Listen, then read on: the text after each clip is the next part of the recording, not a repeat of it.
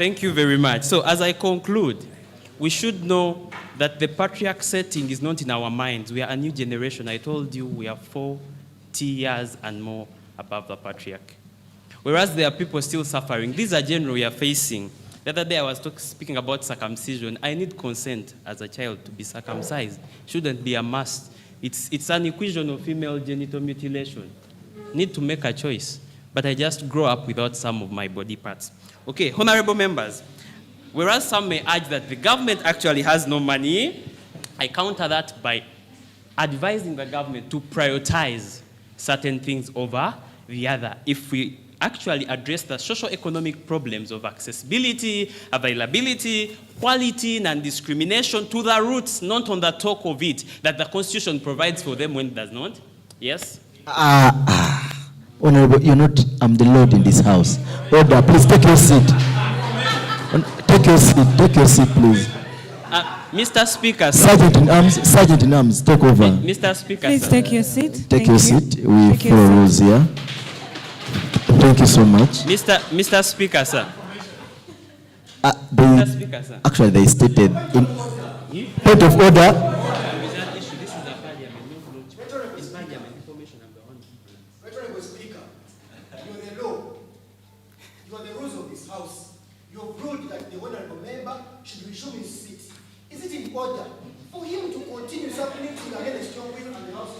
It's not in order. Mr. Speaker, I have an information because already my voice is being suppressed. Please. We are applying the launchpad rules to a parliamentary session. In a parliamentary session, it is me, the honorable, who gives an information whether I need it or not. For purposes of information. Yes, for order, it is our honorable speaker that does. Order, honorable Bibilia. The one who is part of my time. Order. Please, we should not cause commotion and all that. We are guided by rules. My prayer is that be aligned for information. I give you part of my time. I understand. So it is wrong for actually for somebody to stand on information. It is me who needs the information. Please. But for other points, the speaker is in charge. But for information, I give you my time. For launchpad, those are the rules. For parliamentary sittings, for information, it is the speaker. Because I'm speaking my point of view that you want to inform. Then you take over the seat. Come and take over the seat. I'm the presiding officer. Thank you very much, and I beg to take my leave. You cannot suppress these are facts. It's not a debate. We understand. Information is given by me. Just a Sergeant in Arms. Thank you very much. May the good Lord bless you abundantly. But remember, the boy child is key, or else mob effects are going to society, not only to you, the girl child, but to our mothers and to the society at large. Thank you. I raise on a point of order. Honorable Speaker, you're the law and you're the rules of this house. In the opening remarks, Right Honorable Cheyune Eugene submitted that this house can amend the rules of this house. But you, as the speaker, you have the mandate within you to suspend some of the rules for the proper running of this house. I pray, going forward in this house, time factor is very key. Honorable colleague spent 45 minutes there, and you've been excusing him. Some members came there and you awarded them 2 minutes. Just only time record away from the rules of launchpad, away from the rules of the house. If you, the law, has said you should resume your seat, such must be respected, regardless of what rules you're citing. And for any reason, you're the custodian of the rules. You know whatever rules, and no one has the mandate to educate you on any rules to take in this house, Honorable Speaker. I therefore pray and beseech my honorable colleagues that the Speaker is the presiding officer of this house, and such respect must be accorded to the seat that is before us. The advocacy, there is need for us to learn, relearn, and unlearn. So one must take that. As you conclude. So if it is not in order that he got stuck on the podium against your will, Right Honorable Speaker, I pray that you rule he takes a break from the guild canteen. I will pay for the breakfast. He first gets some free time from the guild canteen. I beg to submit.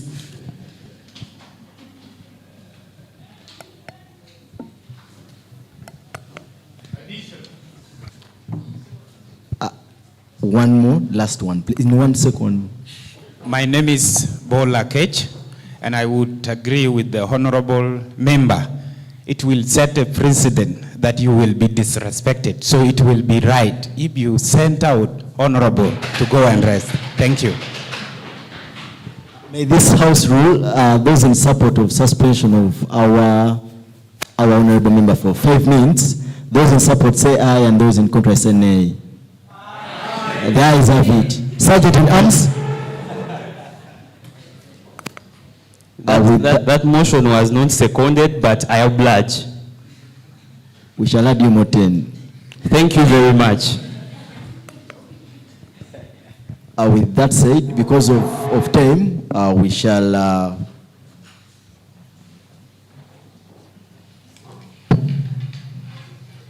have to move the motion, and I'll ask the House. The motion of Mukono Youth Parliament urging government to address with urgency the socio-economic hardships that have limited access to basic social services like the health and education be moved. Those in support say aye, and those in contra say nay. The ayes have it. With that, I would like to adjourn the House for a short break of 10 minutes, and then we come back for the second motion.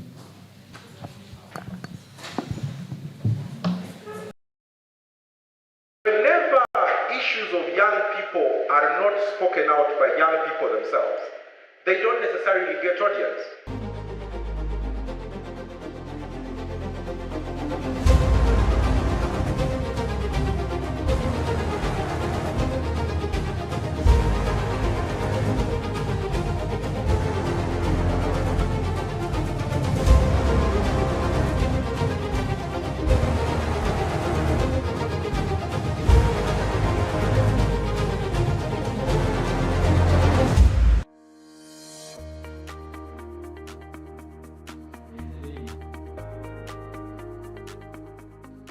This being the 6th edition of the National Youth Parliament, organized by Faraja Africa Foundation. Yeah. As always, the drill is you have the regional parliaments where youth get to debate on various issues. So how were the regional parliaments of this year? Well, quite interesting. They were bigger compared to last year. Remember, because last year we still had COVID, that was, sketchy. This time around, we had bigger numbers and we had wider participation. This year's Central Regional Youth Parliament has been an interesting one, where I've had young people come together and deliberate on issues that are actually pressing us. We are given those spaces to exercise and also give out our views to those local governments. We will cry and cry and cry until Jesus comes back. So far, this is the first youth parliament I've attended. Physically, I had attended the virtual one in 2021, but it has been a beautiful experience. A lot of brilliant people to meet, seeing the youth passionate about the matters of the country. I think each year that gets by, the youth parliament becomes more interesting and it gets better. It's a very enriching experience to see young people debate on pertinent issues that affect them in society. It's a blessing to tap into their cups of wisdom because, they give us a fresh feel of what is going on at the grassroots, where we might not be able as leaders to reach on a daily. So young people's advocacy, strengthening the youth voice, is a platform that we really need to fully utilize, and the youth parliament offers it on a silver platter. The question the youth are asking out there, how do you choose this member of parliament to come on the floor of parliament? Okay, for starters, it is always a competitive process, that is for a fact. But in the competition, we look at leaders, young emerging leaders, who have hands-on skills, who have done something, and we also give a lot of consideration to the leaders from the grassroots, because given our development approach, we're using a bottom-top approach. I don't want to lie to you that I'm going to go and pick someone that has been in power for some time, that is exposed already. No, we want that person who has not been here one time, or that person who is able to talk, who is able to speak. And of course, while we're doing that, we consider special groups, I'm talking about the PWDs, yeah. I'm talking about the special groups. We're looking at the women, the young mothers out there, and that person who maybe didn't finish school, but they're trying to make it out there. So it's not like we don't want everyone to participate.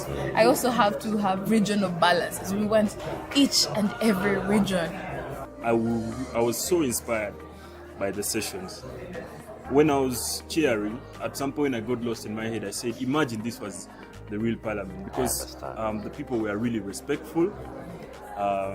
Under my guidance, I managed to imagine in 30 minutes, 18 politicians speaking to the point. That was special, and we need to improve this, keep on going with this. Now, one day is not enough for everyone to understand the content of the motions. We tried, but we can only try. So this has inspired me. I want to really talk, say, okay, what are the chances? Can we see, is there any chance that we could keep on these conversations? Maybe even if it's quarterly. Because this crowd, if they have another chance to debate, they'll just get better and better and better.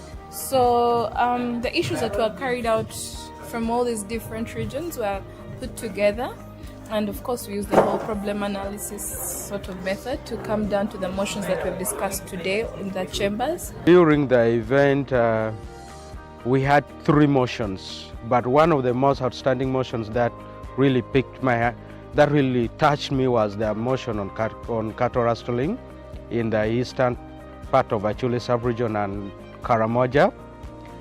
This is something that we have been talking about. We tried all angles, and when this thing was brought, and I believe what we brought out here will again spark fire on the government to at least act.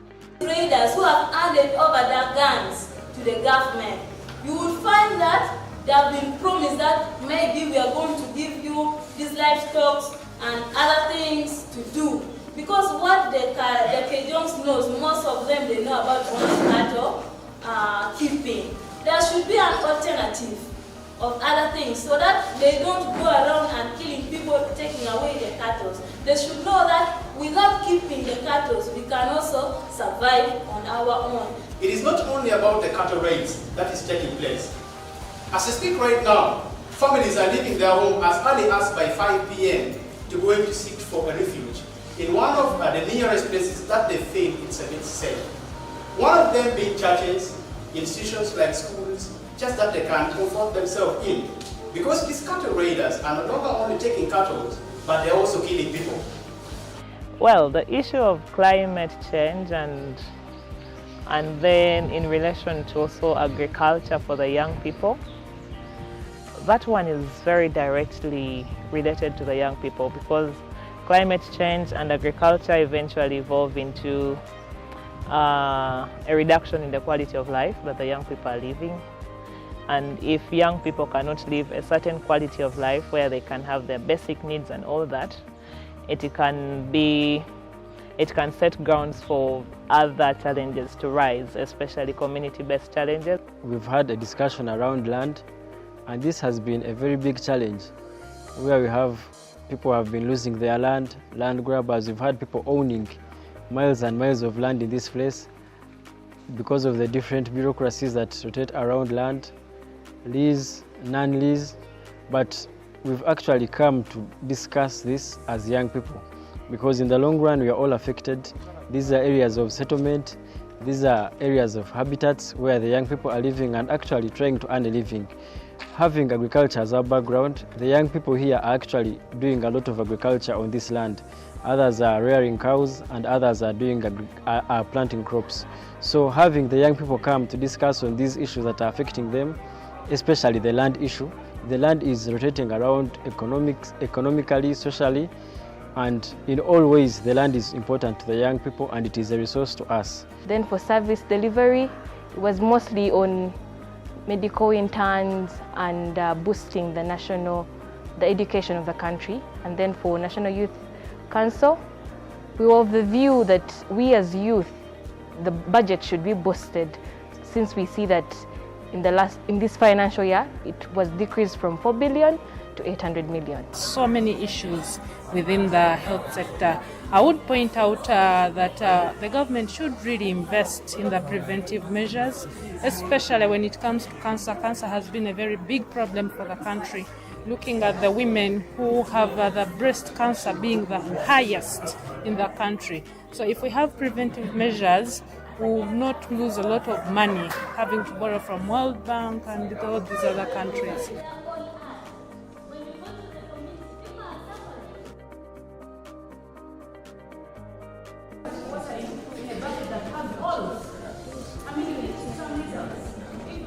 The greatest challenge that I identified is research. You see, when you are invited for the National Youth Parliament like this, you should come well equipped with knowledge, with information on what you are going to debate about. You notice during the debates in the House, there were a lot of challenges.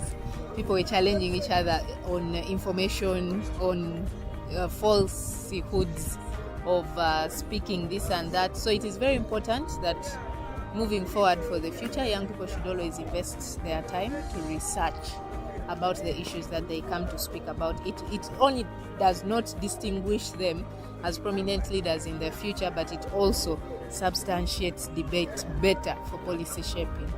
The theme is in line with our International Youth Theme Day. It's about green skills. So we are trying to advocate for climate change. We also incorporated better livelihood. You know, climate affects us in every sort of way. Green skilling is one thing that we need to push across the divide. Not only young people, but young people are the center of it because we are the drive to sustainability. If we have the young people of today each acquire a green skill, then you can transcend it to another young person. And a green skill does not require a budget. It could be the basics of just protecting your environment, being cautious about environmental degradation, seeing how best we can have as many young climate change agents as possible. For the two motions, the first one was on climate change. That is something very urgent. I'm personally going to take it to the Ministry of Water and Environment. I already have a meeting with the Commission of Climate Change. Wow, you're already working. Yes, we already. I have a meet, not in my office, but as an individual. Oh, wow. So with the guidance of Faraja, I should be able maybe to try and table some of these things. There are opportunities to train young negotiators on climate change. Personally, I negotiate for government on climate change. I was in Germany last month doing that work. There's COP. So all these are training opportunities. We must table them, especially the climate change thing, and continue with the conversation. We are not implementers, but we have to push, learn how to lobby our agenda. The issue of climate change and then in relation to also agriculture for the young people, that one is very directly related to the young people because climate change and agriculture eventually evolve into a reduction in the quality of life that the young people are living. And if young people cannot live a certain quality of life where they can have their basic needs and all that, it can set grounds for other challenges to rise. The best solution to jungle burning is a subsidization of the alternatives. If the government sees fit, then they should subsidize electricity. With the big theme of green skilling of the youth, this addresses the core issue of my generation. We have big population of the youth, not guided, without any meaningful skills. That is why they go into forest and cut everything down for very temporary need. But the big issue is, as legislators, we shall take it upon ourselves that going forward, when a bill comes into the floor, we need a certificate of environmental responsiveness and also bias on the youth so that every agenda actually affects the youth. To the organizers, this is a very good platform for the young people to express their views, and I hope that once these resolutions are taken high up to the ladders, feedback can be brought back to the people who initiated the conversations, and they can understand how their submissions fed into the national policies that are formulated.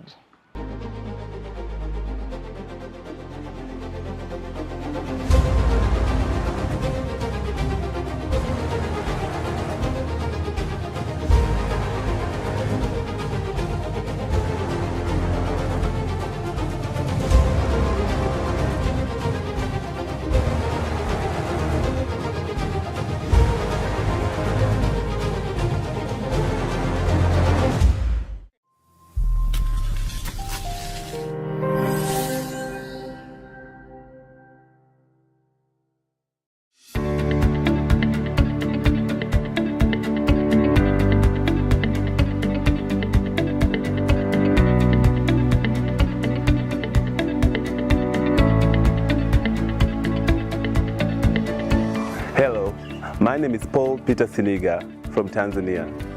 I am Speaker of the 4th East African Youth Parliament, running from the year 2021 to 2022. The East African Youth Parliament has opened many doors for my career as an individual young person from the East African community. It has nurtured me and shaped me as a young leader to engage with high-level policymakers within my region and advise them on youth issues. It's been an opportunity of a lifetime whereby I get to explore my leadership skills and be of better service to the East African region in the voice and representation of young people of the East African region.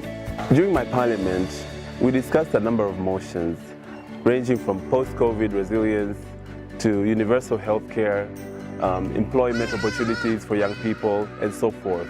Some of these motions during my tenure have gone on to be implemented by different governments, such as the government of Uganda that is upholding youth participation in democratic spaces, the government of Tanzania that is advocating and championing the implementation of universal healthcare coverage within the Tanzania, and also participation of young people in economic opportunities and trade in Kenya.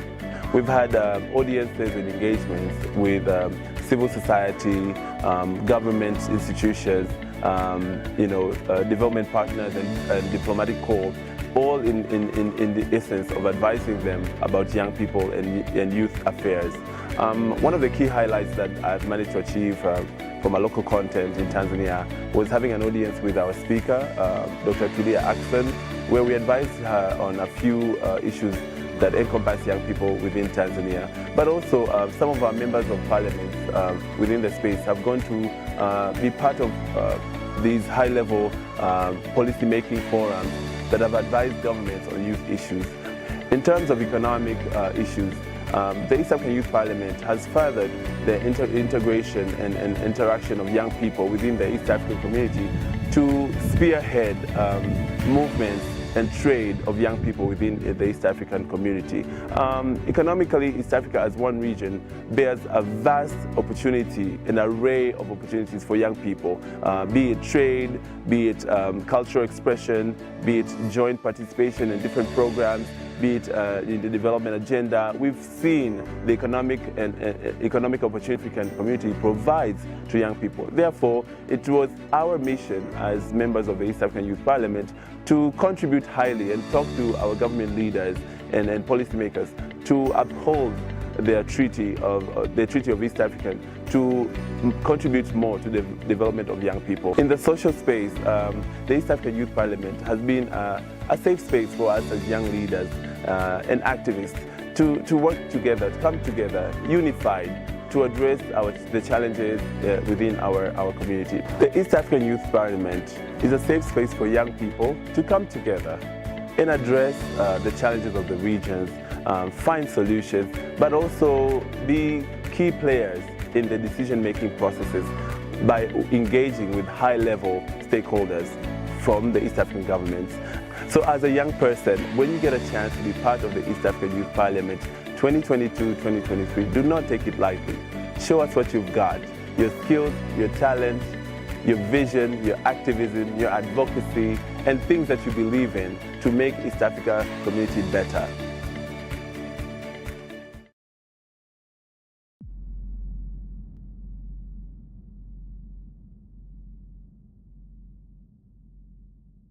By name called Matata Rashid Juma. I'm a truck driver. We are particularly here, we are in Arua, but right now we are in Ivora. And where we are now is a lorry park, where normally when drivers comes in, this is where they normally park their lorries. Then they go out and load, after offloading or loading, this is where they normally park. We have trucks from Kenya, Uganda, even Congo. They all parked here. Truck driving business, actually, it is a good business, but it has a lot of challenges. The good part of it is normally when you are carrying products from maybe from Kenya to Uganda, the owner of the vehicle gives you a lot of mileage which you spend. It also gives you time where, as far as you are traveling, your family members will not suffer a lot about it because they will have money to feed the family. I've received the training in FEB from Advanced Africa and Faraja Africa in Arua at the Heritage Court. The most topic I appreciated, the first one is about health, driver's health. A driver should know how to control himself or herself, especially when driving on a high road, on main roads and whatever. We normally talk they thought out about COVID-19 epidemic and the challenges we face from during that period of COVID-19. And they got us even we are, by the way, we are the vulnerable people with the truck drivers in that period of COVID-19 and any other diseases like even malaria, HIV. We are the vulnerable people. So they teach us about those things. The skills we learned was about as a truck driver, when you get an accident, how will you help your colleague when he involve himself into accident. In that area, we were trained, like for instance, as a truck driver, sometimes when we met accident, or you knock someone dead or you fell, what you do normally is to run away. Not knowing that when you run away, someone will not help you, and there are other effects, internal effects you got during that accident. But when you use a rightful procedures, it will help you. What are those rightful procedures? Like when you cause an accident by knocking someone, what you do is to carry that person, you put him aside, and then like if a fracture happened, you need to tie that part where the fracture has happened. First of all, on health, because we have some drivers who find that they are HIV positive, others have some other sicknesses, like diabetes, others have so many sicknesses, most likely about the sicknesses. We as the truck drivers, we are 100% not perfect. We are not trusted in the communities wherever we reach. The first suspicion put on us was we are the humanizers. Because at one time, we can leave our homes here, we go to Kampala, reaching Kampala, you get a woman, you be with them there. Now time came, I said, no, please, people, our younger generations are there. Like me, I'm citing myself as an example. Me, I'm HIV positive. I'm HIV positive, and I'm a single parent. Despite that, I have my children. I've already sensitized them, and I like that most of them are following it up. They are very pleased, and they wanted more education about that. Because there are some drivers who find that they may, like, for example, the one who has HIV, he may not pick his drug, or when maybe it's going far. So we have to sensitize them how to use their drugs regularly when they are driving maybe long journey. Yeah, as a truck driver, the training was so important for me. I am able to get some skills through sensitizing or also training my colleagues who did not have the training, the skillful areas where we are not doing, we are able to move around to teach them. It was so important because for us as a driver, some of us never went to driving school. For us, we learned those driving through our colleagues who were others in taxi park, in the garage, with not attend the skillful trainings where, as a driver, what should you do before maybe you start? So when we received this training, we are able to know as a driver before you start your journey, what should you do to avoid you causing reckless accidents. There were accidents which we caused, not knowing that if you would take the steps which are allowed for drivers, it will help you to cause accidents. But since we are not well trained along that, we didn't go through those procedures.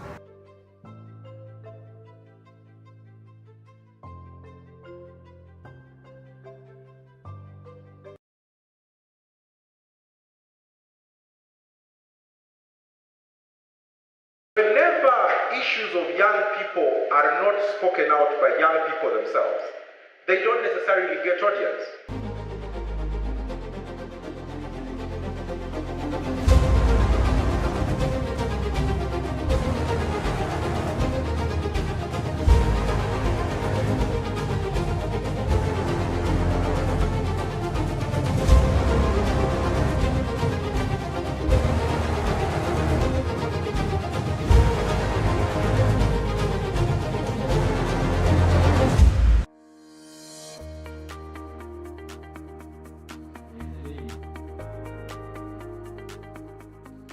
This being the 6th edition of the National Youth Parliament, organized by Faraja Africa Foundation. Yeah.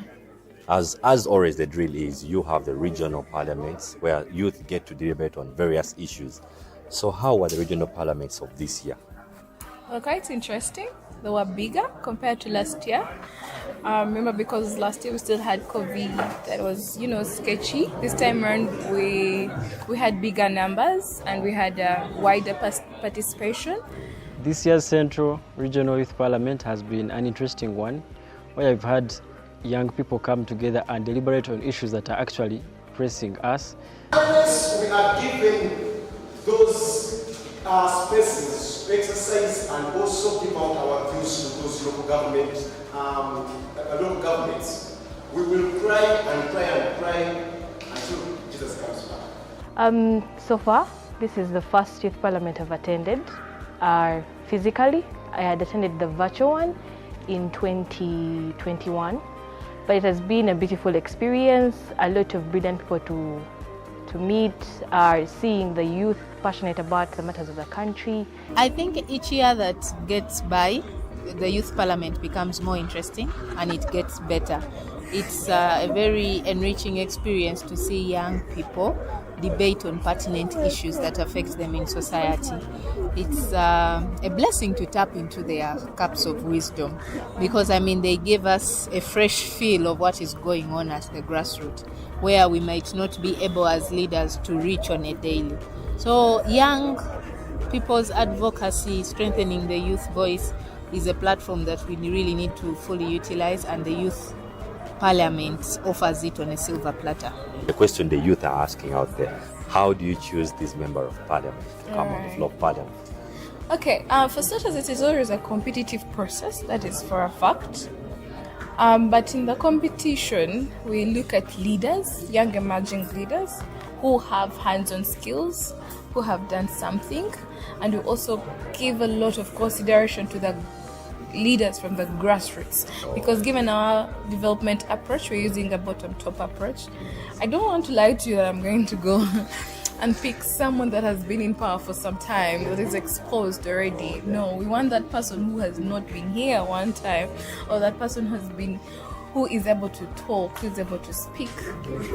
And of course, while we're doing that, we consider special groups. I'm talking about the PWDs, yeah.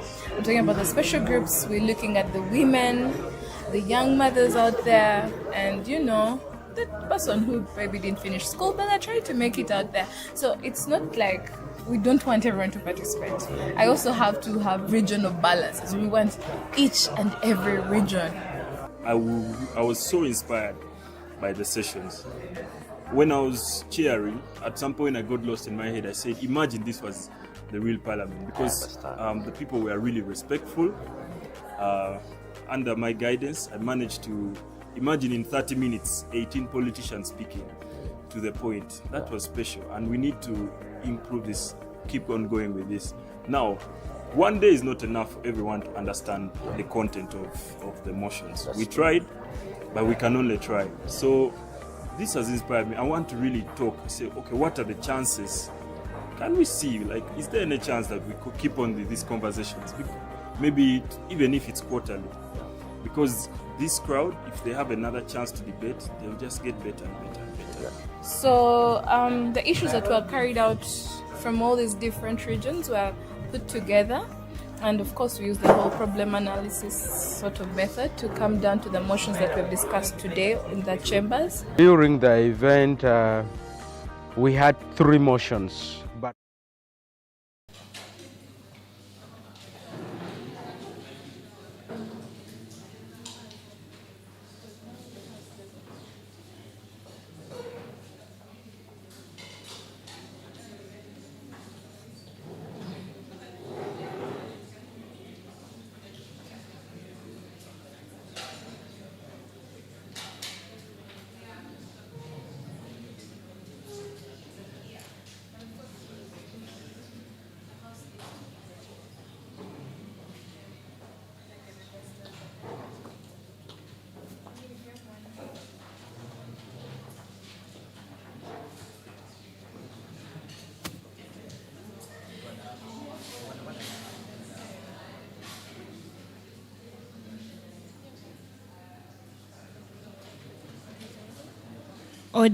Order, please.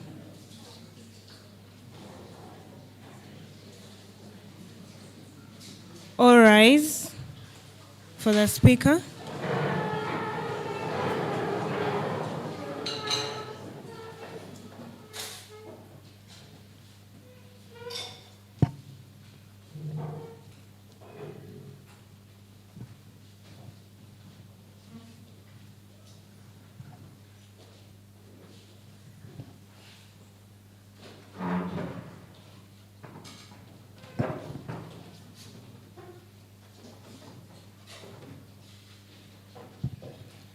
Thank you very much, everyone.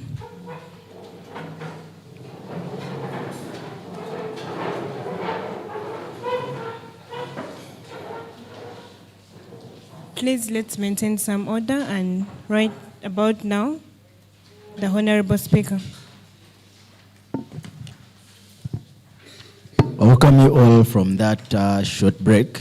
Now we shall have a marathon, and we shall have more time to discuss. I'm sorry for those who didn't get time to a debate on the former motion, which was passed, and we shall take it upon to the National Youth Parliament.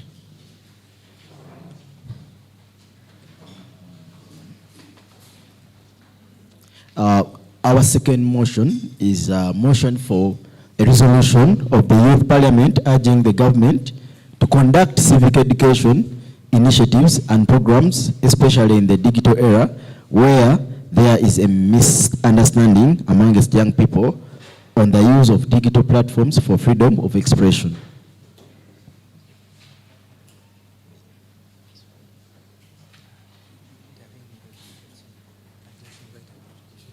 At this material time, I would like to invite the move of the motion.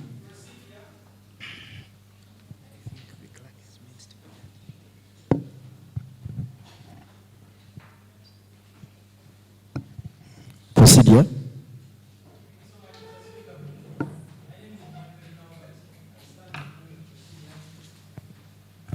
Thank you so much. My name is Monica Jonaubat. I stand on the point of procedure. Mr. Speaker, sir, in the previous motion that we had, we did not have a closing argument, and it is in procedure that we must have a closing argument before a motion is passed. I beg to submit.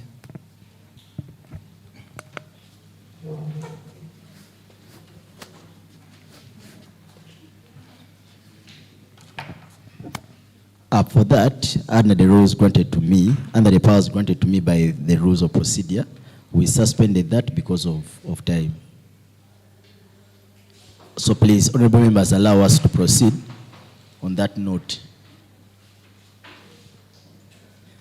Allow me to welcome the move of the motion. Please, strictly 3 minutes, and you can give a round of applause, please.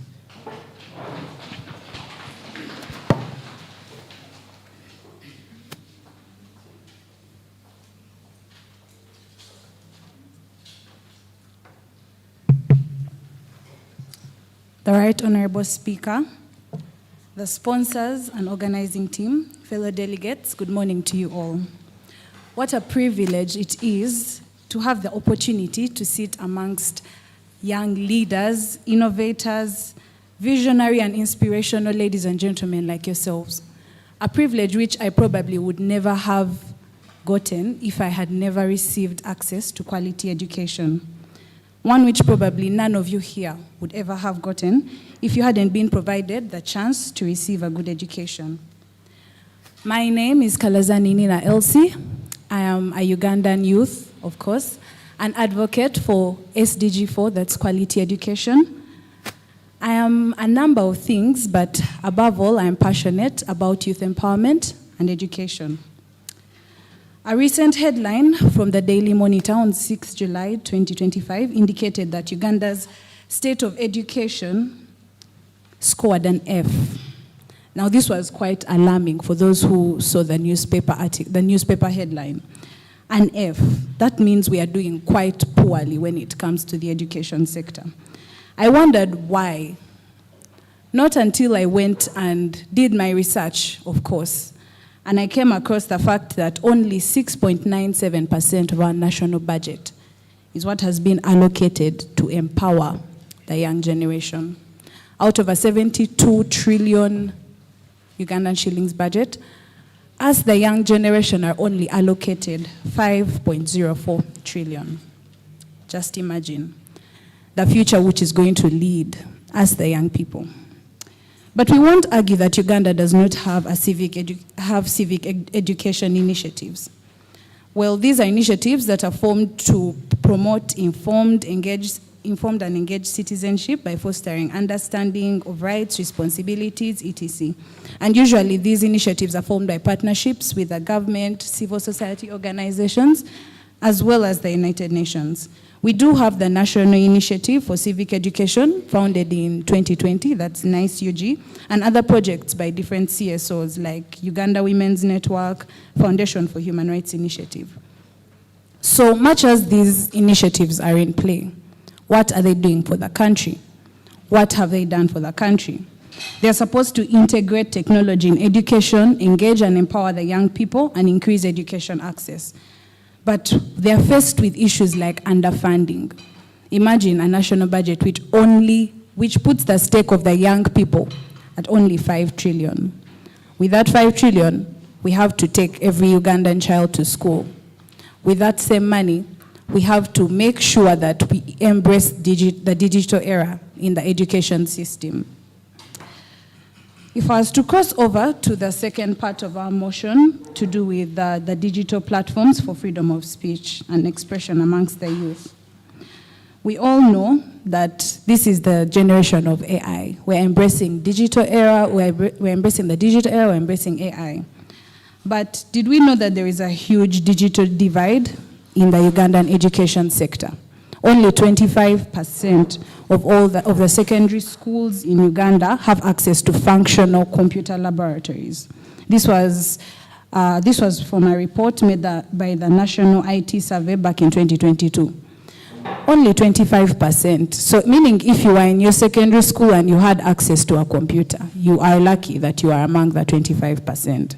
But majority of the people, especially in UPE schools, do not have access to these. So how are we going to make our young people compete globally? How is a child from a UPE school in Uganda going to compete with a child studying a Cambridge curriculum in the United States of America? We are making our youth crippled. We are crippling them. They're going to be unable to make decisions for themselves, and they're going to be unable to keep up with the different trends. I would like to share a bit more about why I am so strong on quality education. One of the reasons why each of you is here today is because at a certain point in time, you were taken to a nursery school, a primary school, and a secondary school, and even a university. Some of you have probably completed university. But just imagine you weren't given the chance to do that. Would you be in this room, just so corporately speaking such big ideas? As a conclude, Honorable. Okay, thank you very much. So my solutions to this motion are, first of all, the government should increase funding towards the education sector. But we won't complain, the funding is there. But can we enhance the transparency into the institutions in which this funding is getting into? Because a lot of these funds are actually misused. In addition to that, I would like to urge different NGOs to come together and work on improving digital education in Uganda. Nelson Mandela said, education is the most powerful weapon that can be used to change the world. How are we going to change the world if we cannot educate our young generation? I believe that the resolutions of this motion can be discussed at length. We can debate, we can shout, we can give points of information, we can do everything on earth. But ladies and gentlemen, if we do not go back into our communities and enforce what we are speaking about, then we are wasting our time here. If we do not go back and join initiatives that are going to empower young people, you here are empowered. You fall under the category of empowered people. So let's go and spread the empowerment. If we're going to debate about these issues without action, then we're wasting time. Thank you.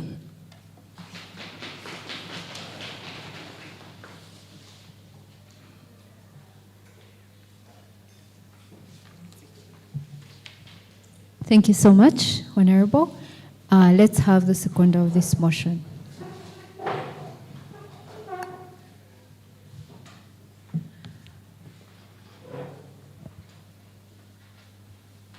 Let's be time cautious, approximately 3 minutes. Good afternoon to you all, honorable members. I want to thank the Right Honorable Speaker for availing to me the opportunity. By the names of Mayanja Abdullah Kim from Kampala District. I come here in front of you to second the motion for resolution of the Youth Parliament, urging the government to conduct civic education initiatives and programs, especially in the digital era where there is a misunderstanding amongst the young people on the use of digital platforms for freedom of expression. Just like the move of this motion has stated, only 6.9% has been allocated to the young, to empower the young people. That's us. And to make matters worse, he has, just like the mover has stated, that Uganda has scored an F according to the headline mentioned above. So I raise to second this motion because there is need to educate the youth and the people around, the youth, especially in these digital platforms.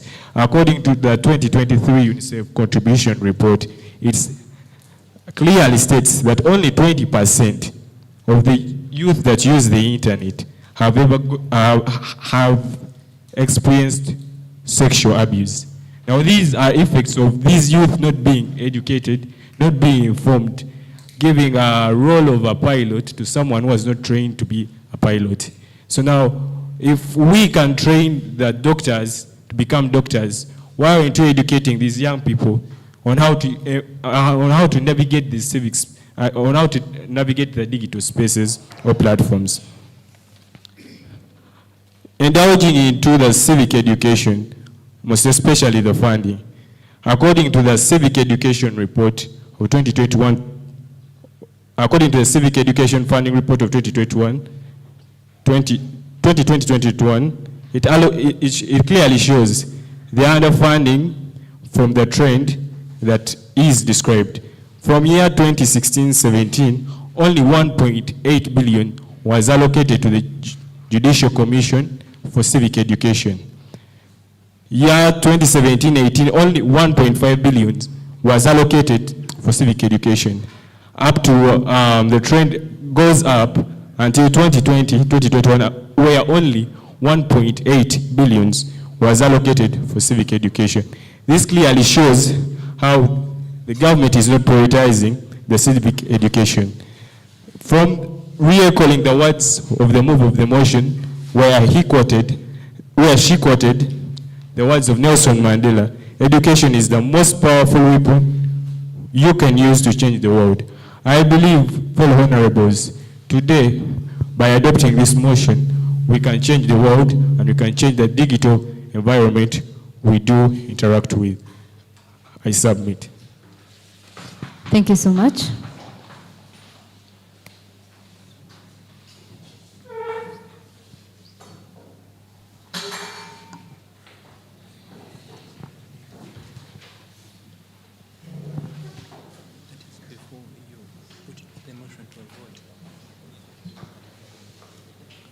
Honorable members, thank you for that. Honorable Nina for moving the motion number 2 on our order paper, and Honorable Kim for seconding it. At this particular time, as per the procedures, I'll open the floor for debate, but it's going to be like this.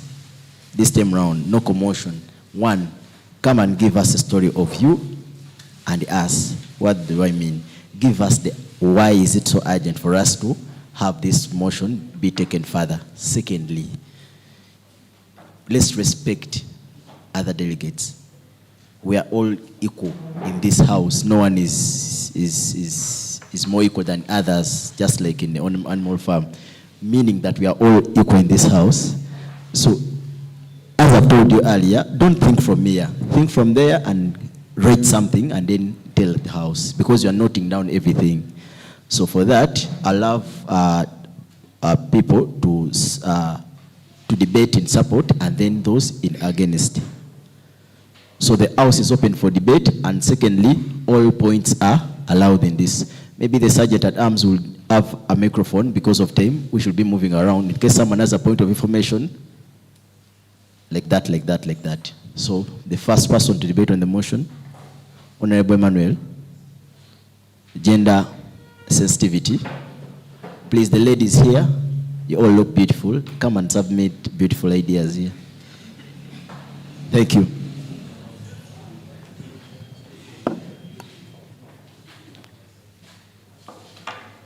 Thank you, Right Honorable Speaker, for the opportunity granted.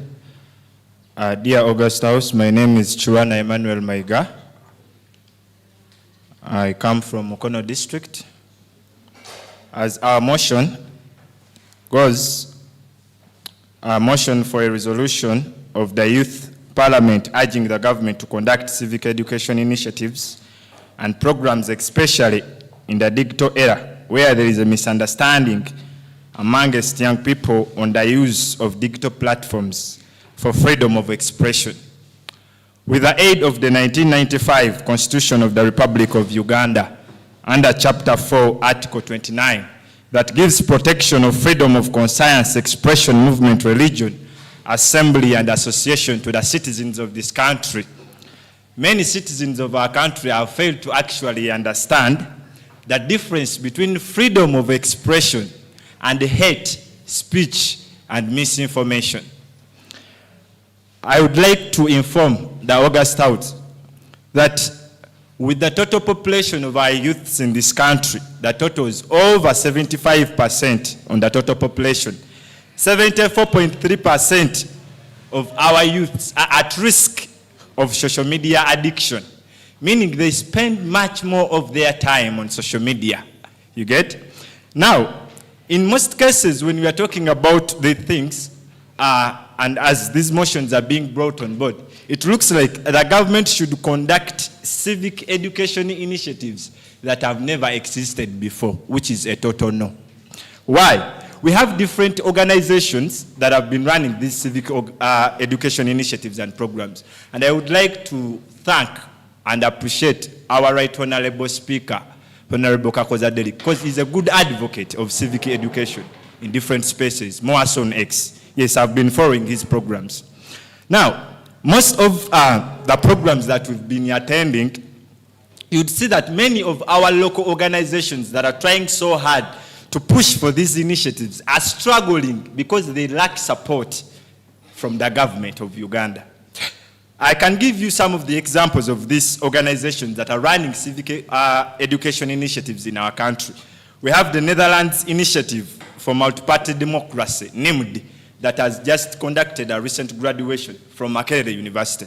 These are programs that are running, but the government is just sleeping on the job, not giving the support required. We have the Multi-Party Youth Forum that is doing its best to see that the youth of our country have the education through civic spaces. We have the Open Space Center. We have the Students for Global Democracy. These are all different organizations. Recently, as I attended an initiative program from Julius Nyerere Leadership Center at Makerere University, the executive director was trying to narrate a story of how she struggled to have an organization to fund the initiative that she was bringing on board to see that Ugandan youth can have these education systems. But it struggled hard through the government and there was no support. Not further when she reached Conrad Adenau, the organization that really funded her initiative she had at hand. So I'm calling upon the government to recognize these organizations at hand, to empower them, to provide financial support, to see that our youths in this country get this knowledge. Because the biggest disaster in this country is ignorance, lack of knowledge. So if we have these platforms, it will help us to actually have the knowledge about different things in our country. Can you conclude? Yes, Clark. Can you conclude? Time is almost up.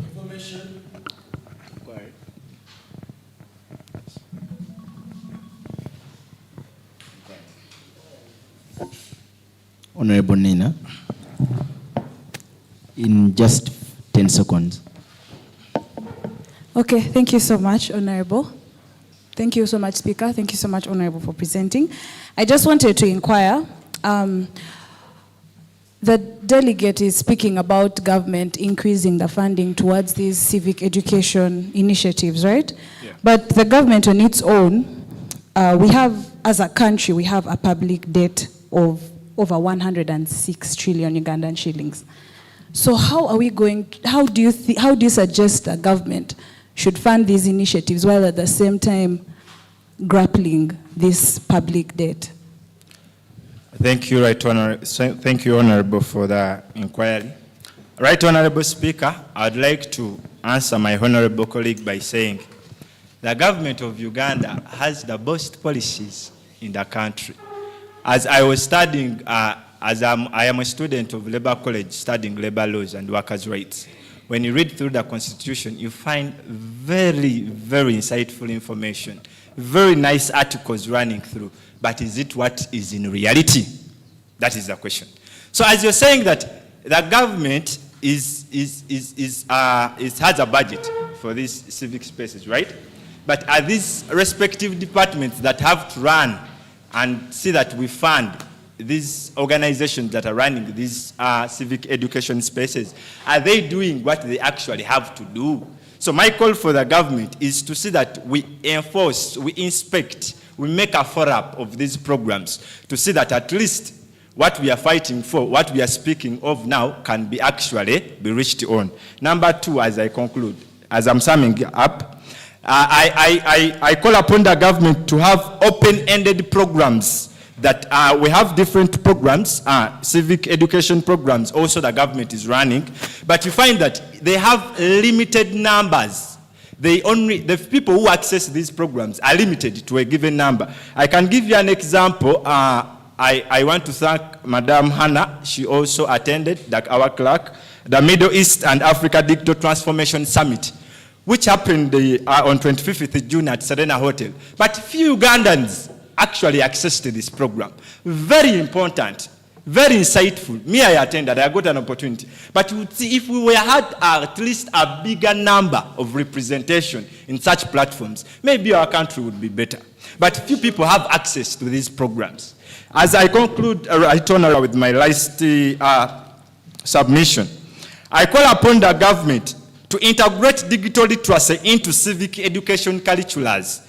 Let the government come and develop updated civic education modules, and they embed them in our school systems, in our vocational trainings, in our universities, in our secondary schools, such that people can know the digital rights and responsibilities of any citizen of this country, such that people can know the freedom of expression, differing from hate speech and misinformation. Thank you, because Honorable. Recently, your time is up. As I conclude, sorry. Recently, on Friday, Phoenix gave us news, and it was having a headline saying that Museveni has been knocked by a boda in Mbarara. You who follow news, I'm sure you saw that news, right?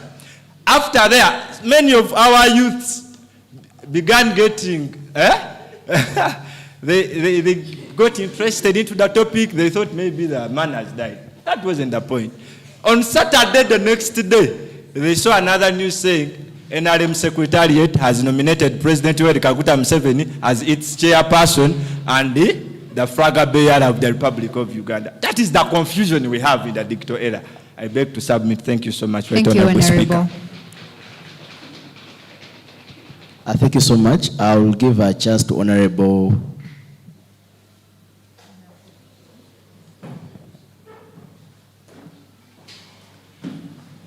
Please move so fast. As Honorable Member is coming, please, I need a more vibrant house. So don't fear. Even when you have your submission that is against the motion, we welcome it as long as it's brought in a way which is so respectful, because we have delegates from different organizations and different platforms. Thank you. Okay, thank you, the Speaker, the clerks, the sponsors, and the delegates. My name is Namugaya Sulaina, and I'm going to make my submission on the motion that the government to conduct civic education initiatives and programs, especially in the digital era, where there is a misunderstanding amongst the people on the use of digital platforms for the freedom of expression. The right of expression is provided for under Article 29 of the Constitution of the Republic of Uganda, and it's a derogatory right. Just to inform you, if you don't know what a derogatory right is, it can be altered in certain circumstances. You can look at Article 43 and 44 of the Constitution. But imagine a man out there in the village. You know, I know this information because I'm a third-year law student at Uganda Christian University. There is a boy there who's probably not attaining education, who doesn't know what Article 29 is, who doesn't know Article 44, 43. How are they going to get informed about the...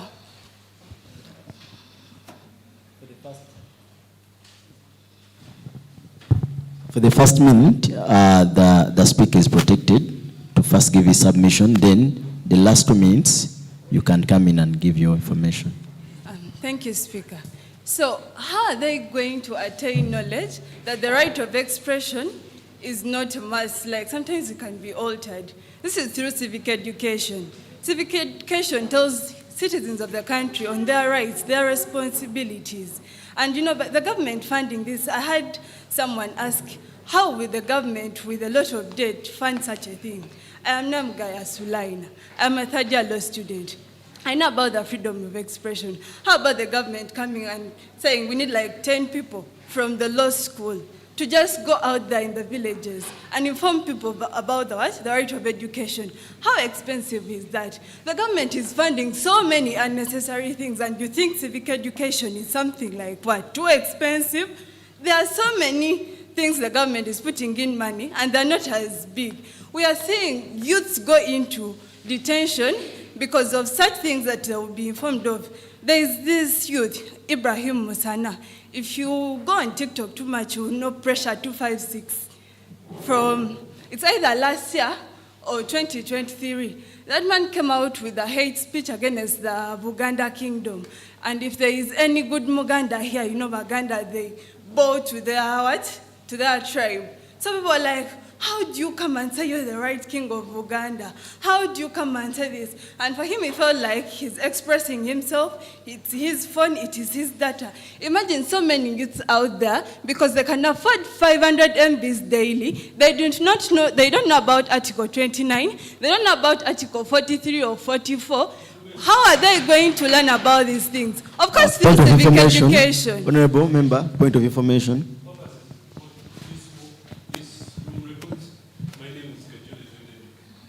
Good enough, you're a law student.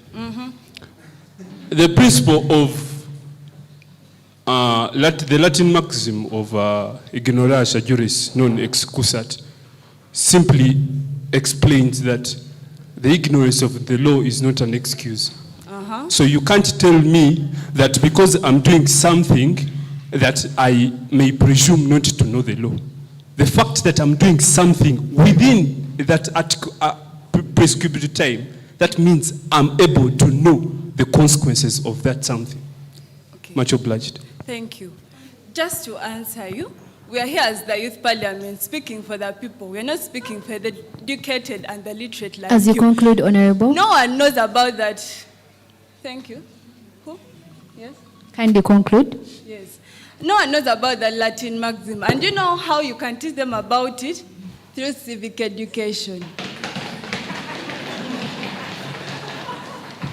The fact that most of the members have applauded,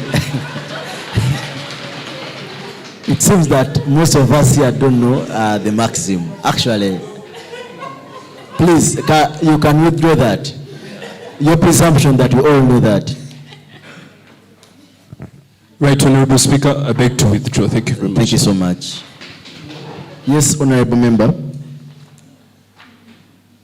Just 3 minutes, please. You can. I need opposers of the motion, please. Do we need civic education if at all we have this education of ours? Do we need more sensitization of civic education if we have SEPA is here, Faraja is here, the EU is here, we have delegates here? What are we doing? So do we need more? But that should be moved by you guys. You have 3 minutes. Thank you so much. The Right Honorable Speaker, the clerks, and the honorable members. My name is Shivan Faith Asimwe, and I'm here about the motion that has been raised already, and it has already been. So, according to my fellow colleagues who are first here, they mentioned the motion that was well stated actually, that the resolution of the Youth Parliament urging the government to conduct civic education initiatives and programs, especially in the digital era, where there is a misunderstanding amongst young people on the use of digital platforms for freedom of expression. So I actually stand here and I say that in this, I really feel like the youth, we are digital connected, but civically disconnected. Because there is no way the government of Uganda is giving us the digital freedom, yet it's not leading us to the right way without escorting us. Because when the government of Uganda is fine, we all know that the biggest percentage of the youth in this country are digitally connected, whereby everyone is in position to use a smartphone without guidance. Babies are rising up. By our time in 2003, when I was, I think, born, I didn't know how to use a smartphone, but we are looking at a generation whereby someone is 1 year old and they already know how they're supposed to be watching or operating with a digital thing. So what I'm really thinking about is that when the government leads us into this whole thing and then it gives us the digital freedom, because it's hard for us at some point to differentiate the freedom of expression versus the freedom of, versus the hate speech. So in scenarios whereby we need to understand, to draw the line, what is the freedom of expression? What are the rules that are guiding the freedom of expression? When you do this, when you express yourself with this, what are going to be the end results? We need to understand the misuse of the ICT Act. So when the government does not really lead us into that, it's like the way the government, it's like giving someone a car and then you tell them to drive, then you do not give them the rules of the road. So meaning that the person is going to crash. So if at all they do not introduce the civic education, because the digital connection is really growing, but the civic education is at a low pace. The pace is not being kept at the same projection. So I really feel like if they're giving us the digital freedom and we have the freedom to do everything, but we do not know what is the end result. We do not know when to post and what to post, because we feel like the freedom is posting what you feel like you want to post. But then you don't know what are the end results, what is going to happen after you've posted something. Because we've seen scenarios whereby people post on the so-called app that is the former called Twitter, X, whereby you're going to post something in the saying that you're cooking violence in all that money, but you're posting something and then the next day you're going to be abducted. You do not know where all that comes from, but these people are monitoring, meaning that if though they're in position to monitor who posted, where the person posted from, they should be in position to teach this generation and teach us that when you post Let's this, conclude. Thank you. When you post this, it's going to lead to this. Thank you so much. I beg to submit.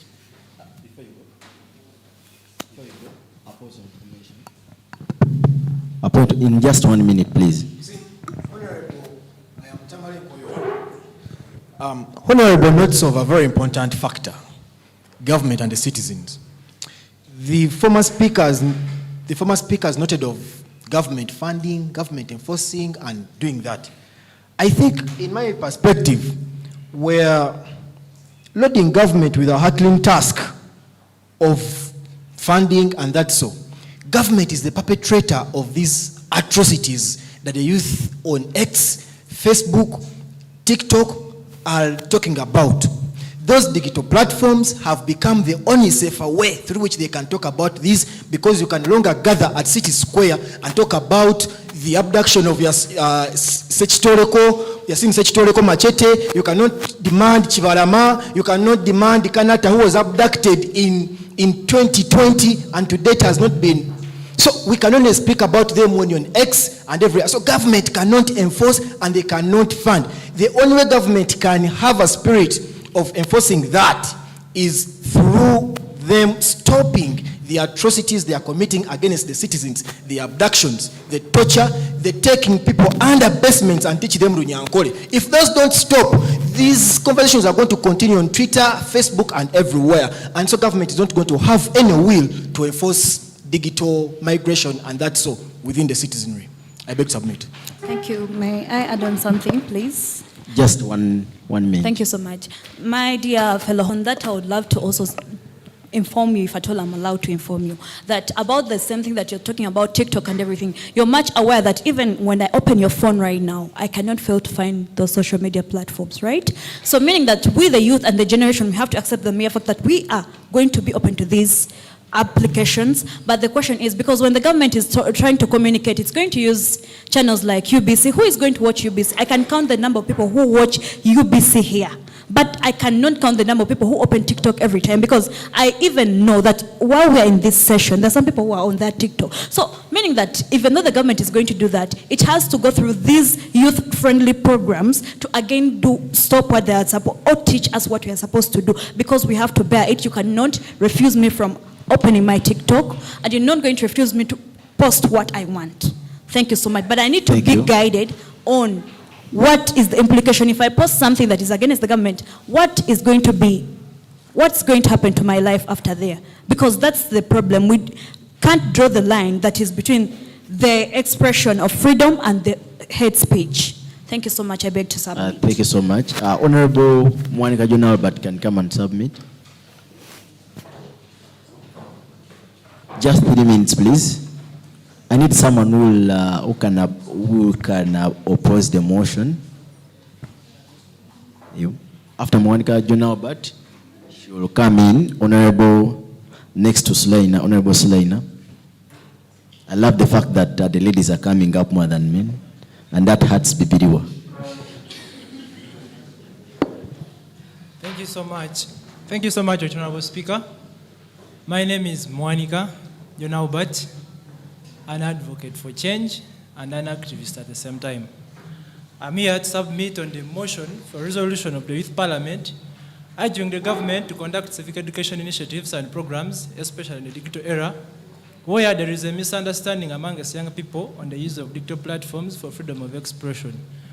But before I may appear controversial with what my other honorables have submitted, but before we start debating about the motion, what amounts to misunderstanding to you? As we are urging the government to carry out civic education to the youth about the misunderstanding of freedom of expression, as the government sensitizes itself on how to grant and guarantee the rights of the people, as provided for under Article 20 of the Constitution, because these are rights that are inborn in us, that are inherent, not just a favor from state, not just a political favor. So, as the government sensitizes itself, because as a leader, you must allow critique, because if you don't want to be critiqued, why did you stand up for leadership? So me, I am against the motion that we should urge government to carry out civic education. Let it first sensitize itself on how to protect the rights of Ugandans, because if the government cannot know that it has to grant the rights to the people, then why should you educate people on what you cannot grant them? You want to educate me on freedom, which you're not giving to me. Does that make sense? Let's try to revise on how we should talk about this. As I've said, I'm going to appear controversial on what my members have submitted, because it doesn't make sense to me. You want to teach me about marriage, but yet you're not married. It does not make sense. You want to teach about receiving Holy Communion, but you were Hajj, you were Sheikh in the mosque. It doesn't make sense. So if the government's not willing to grant the rights of the people... Remember, take the information. Much obliged. Kajule John Henry, you want to teach about marriage. Priests don't marry, but don't they teach about marriage? Thank you very much. Thank you. In just 10 seconds, reply to that. Yes. Thank you so much. Thank you so much, Mr. Speaker. To respond to him, I gave that as an example. I know Catholic priests are not married, but they teach about marriage. But sometimes experience matters most, because experience is your first teacher. You cannot assume about something that you have no idea. No. Remember, are you conceding to that? I am not conceding to that. Then explain.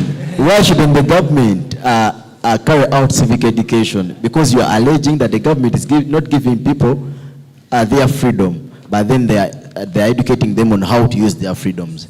The people of Uganda, they are aware about their freedom of expression.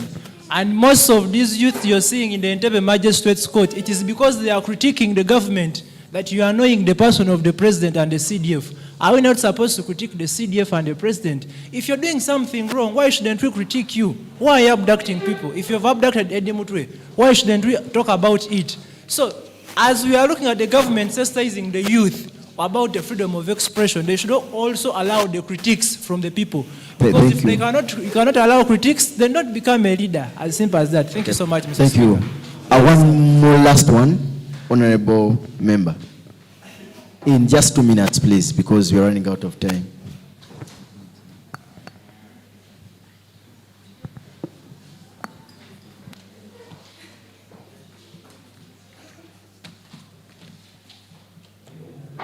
Thank you, Right Honorable Speaker.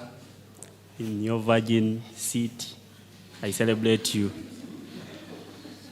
My name is Mwanguli Stephen from Budaka District, that is the side of Eastern Uganda. I stand here to make an opposition on this motion which has been raised. Most of the speakers who have been standing here, they have talked about people not knowing the articles, people not knowing in the sections in the ICT Act.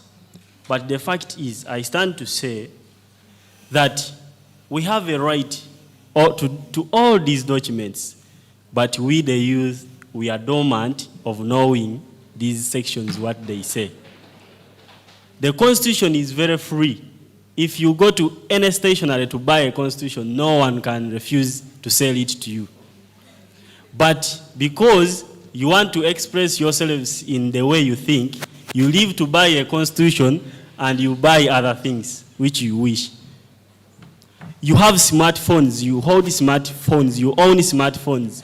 But instead of downloading documents about your rights, about the Constitution, you go and watch pornography, and you come criticizing. Honorable member.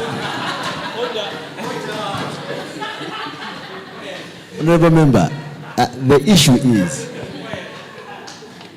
I come from Gomba, and so my grandpapa, what's the importance of this constitution for him to download, to go and buy it, yet his issue is actually getting food and getting what to eat and how to take care of the grandsons and daughters. Beyond pornography and all that you're saying, do these people, because you're not just talking to people of Mukono, you're talking to the almost 70% of the population of Uganda, which are basically living in the different parts of the country. So do you really need, can you tell that person in your village that actually go and download the constitution, or you advise that person to go and dig in the garden? It goes back to priority. For you may need the constitution. Maybe for him he doesn't need the constitution. What he needs is actually having a basic hospital to offer health services. That's our issue. Right, Honorable Speaker, sir. We are talking about the youth who are capable of using internet to express their freedoms wrongly. That's why we are requesting government to carry out civic education so that these people, they don't use the internet wrongly. Honorable Speaker, sir, if you can... Before inquiry to Honorable Ruth, as you conclude,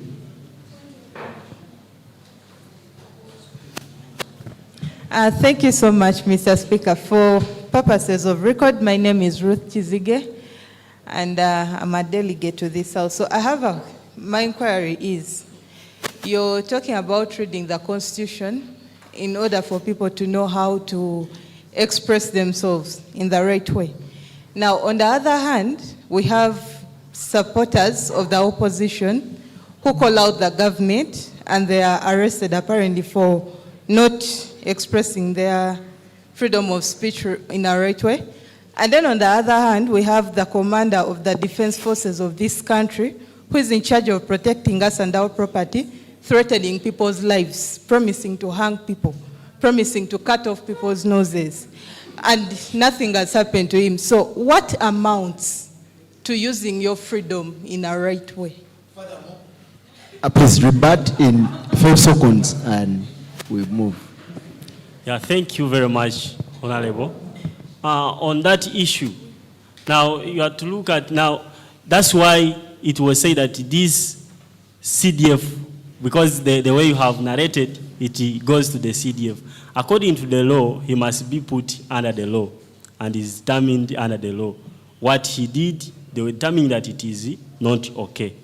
But now, the thing is, doesn't he know how he must express himself on this matter of the freedom of the what? Of the citizens of Uganda. So it is just like what he did was wrong, and according to the law must be punishable. Thank you so much. What he did was wrong. Yes. At this juncture, please you can. Thank you. Thank you so much. At this juncture, because of time, I would like to applaud the House.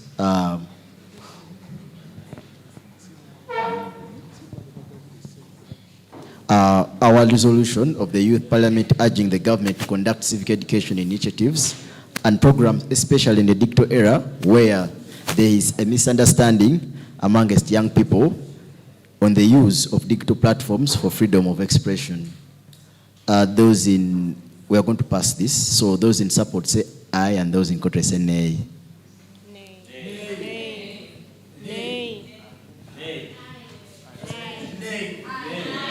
Once again, this resolution, those in support of the passing of the resolution say aye, and then those in contra say nay. The ayes have it.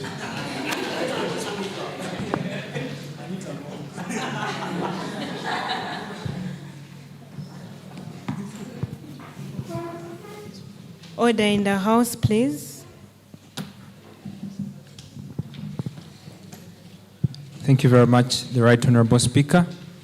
We shall then proceed to item 7.3, our third motion of the day, that states that the motion of the Mukono Youth Parliament urging the government to address the current political climate that is characterized by militarization of electoral processes and the rampant abuse of human rights.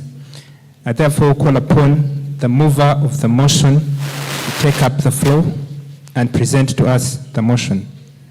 Please state your name and the district you're representing for purposes of record.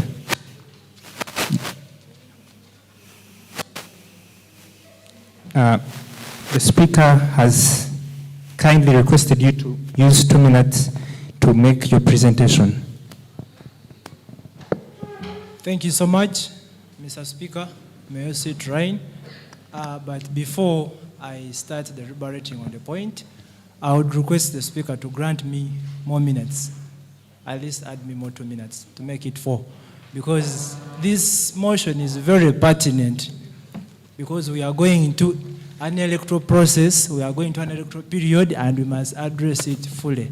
Thank you so much, Mr. Speaker.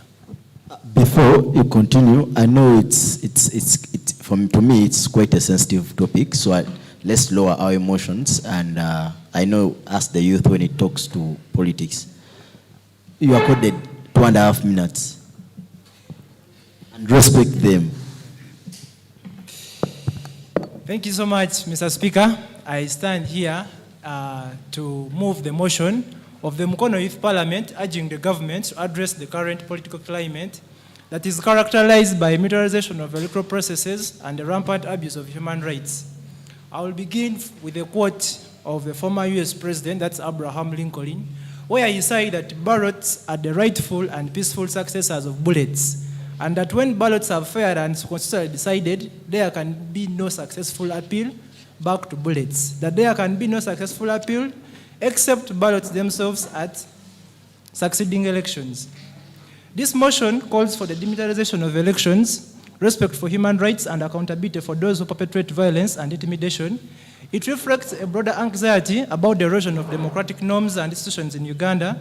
This motion condemns the use of the military to influence or interfere with the electoral process, emphasizing the need for a civilian-led, secure electoral process.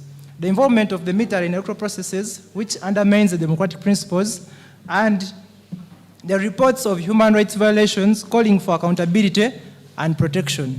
The Mukono Youth Parliament is urging the government to address the militarization of electoral processes and widespread of abuse of human rights. According to recent reports by the Human Rights Watch and the International Society for Human Rights, the recent by-election in Kawempe North has highlighted a troubling trend of continuous and growing election violence in Uganda in recent times. As we also, this situation raises serious concerns of human rights violations and threatens the integrity of the country's domestic processes. The by-election has been characterized by brutal crackdown by state operatives known as JAT, and JAT, which was established by the Anti-Terrorism Act to combat rebel activities and rebel groups like LRA. Right now it is being used to combat opposition in Uganda. That is a very serious concern because JAT is trying to operate with terrorists, but it's now operating with civilians, which means that the government is not willing to be critiqued by those from the opposition. So, as the Mukono Youth Parliament, this has exposed the growing systematic use of violence as a tool for political control in Uganda and in many other African states. This has been evident in recent Ugandan history, even in previous elections, like the Arua by-election, Jinja East by-election, Bugiri municipality, Kayunga by-elections. You have your added seconds, 30. Thank you so much, Mr. Speaker. I would like you to add me at least 1 minute. I conclude. Security agencies. No, 30 seconds. Thank you so much, Mr. Speaker. I will try to be brief as possible. Under the Constitution, under Article 212 and Article 211 of the Constitution, gives the Uganda Police mandate to keep peace and law and order. But in this situation, we are seeing where specialized units like the Special Forces Unit, the UPDF, and other statutory agencies are being employed in political periods, which is a threat to democratic principles. Because the UTPDF, under the recent amendment, it is supposed to be non-partisan, it must be patriotic, but we are seeing it being participating in many different things. Look at the NRM primaries.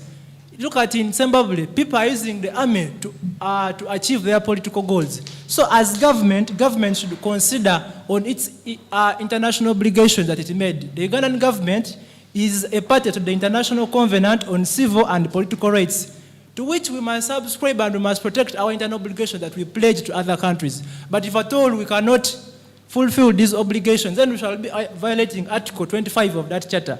Then the UN Handbook on Human Rights and Election emphasizes that the statutory forces must protect, not repress these rights, and the electoral process must be free from violence and intimidation. Uganda's obligations under international are clear. It must protect the rights to free expression, assembly, and political participation. It's therefore important that the government revises its policies on deployment of statutory agencies, cautions the statutory operations on the lawful and uncalled for use of force in election periods, and holds those responsible individuals to account. Because JAT operatives were putting on masks, they are closed in a way that you cannot identify them. So in a way, how will I say that this such a person has beaten me, but yet they are putting on masks, they are using sophisticated weapons that are supposed to be used in wars, machine guns. Honorable Monica, your time is done. Thank you so much, Mr. Speaker. I beg to submit. And now, I therefore call upon the seconder of this motion to take the floor. You've been accorded 1.5 minutes as you make your presentation. just tell us the urgency, because the move has given us the details. So just give us why is it urgent. Kagezi Pius, LB3. The motion is characterized of the visible presence of security forces in the campaigns, elections, during the electoral commission work. So I second the motion because the existence of these forces has created tension. These guys torture people. Therefore, the government should work on that. Thank you. Submission. Just like what Honorable stated, like be brief. We were all told in primary public speech, like, just imagine you have international delegates here and then they give you 1 minute to convince her as to why you should be employed or as to why this should be taken up. She has 1 minute, it's an international conference. Can you convince her? That's what I want. At this particular time, I will give a chance to the honorable members that have not spoken anything.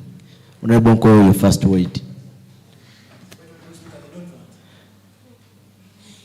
Order, please. Sergeant at Arms. Yes, John Mary, you can take over the floor. Strictly 2 minutes.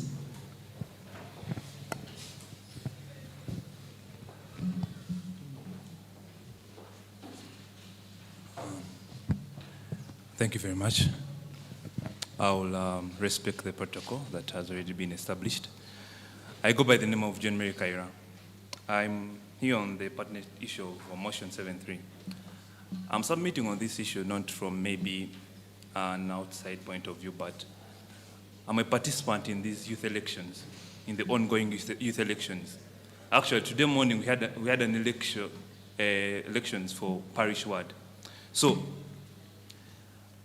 all I know, I've seen, and I'm not aligning with maybe the opposition this time. I'm aligning myself with the ruling party. So I feel sorry for my brothers in the opposition, and I will really submit what I prepared for in guise of protecting them. The youth elections themselves, these are elections whereby we are lining up. We are just lining up. They're not ballot that we go tick. No, we go line up. Honorable, you have 1 minute to go. As per the guidance of the speaker. Let me first time myself again. Thank you very much. The key issues where I find the problem with the Uganda's system is one, the courts, they are reluctant. Then we have a lot of militarization. We are seeing the military in politics. Tomorrow we are seeing the military in economics, businesses, something like that. I would love you to take an example of NEC. I had the chance and I interned at the Parliament of Uganda, but all the water we are drinking there was Uzima. Makerere University there, it's building up new structures, but all the tenders are being taken by NEC. So if we allow the military to go on into maybe business, so now we are allowing it in politics, the second time we are going to allow it, we're going to allow it in health, and like it. Please wrap up your submission. This issue is pertinent, and I really feel like the members of Wakiso won't be happy if I don't submit on their behalf. 1 minute. Thank you very much. The members of Wakiso sent me, and members of Chiwafu village, they sent me. I told them I'm going to submit issues such that everything can change. I was on the issue of militarization. There's a lot of militarization, and if we don't halt it, it's going to eat us up. The second thing, the independency of the EC. Colleagues, the EC office is here, the NRM office is here. I don't know if you have seen that. And I'm not beating my party because I'm there. But right now I feel like it really looks bad on the face of it. So how do we ensure the independence of the EC? I would love to look at the electoral reforms. Over time, we are looking at militarization of politics, what. I witnessed the elections in Wakiso for the youth. There were special forces.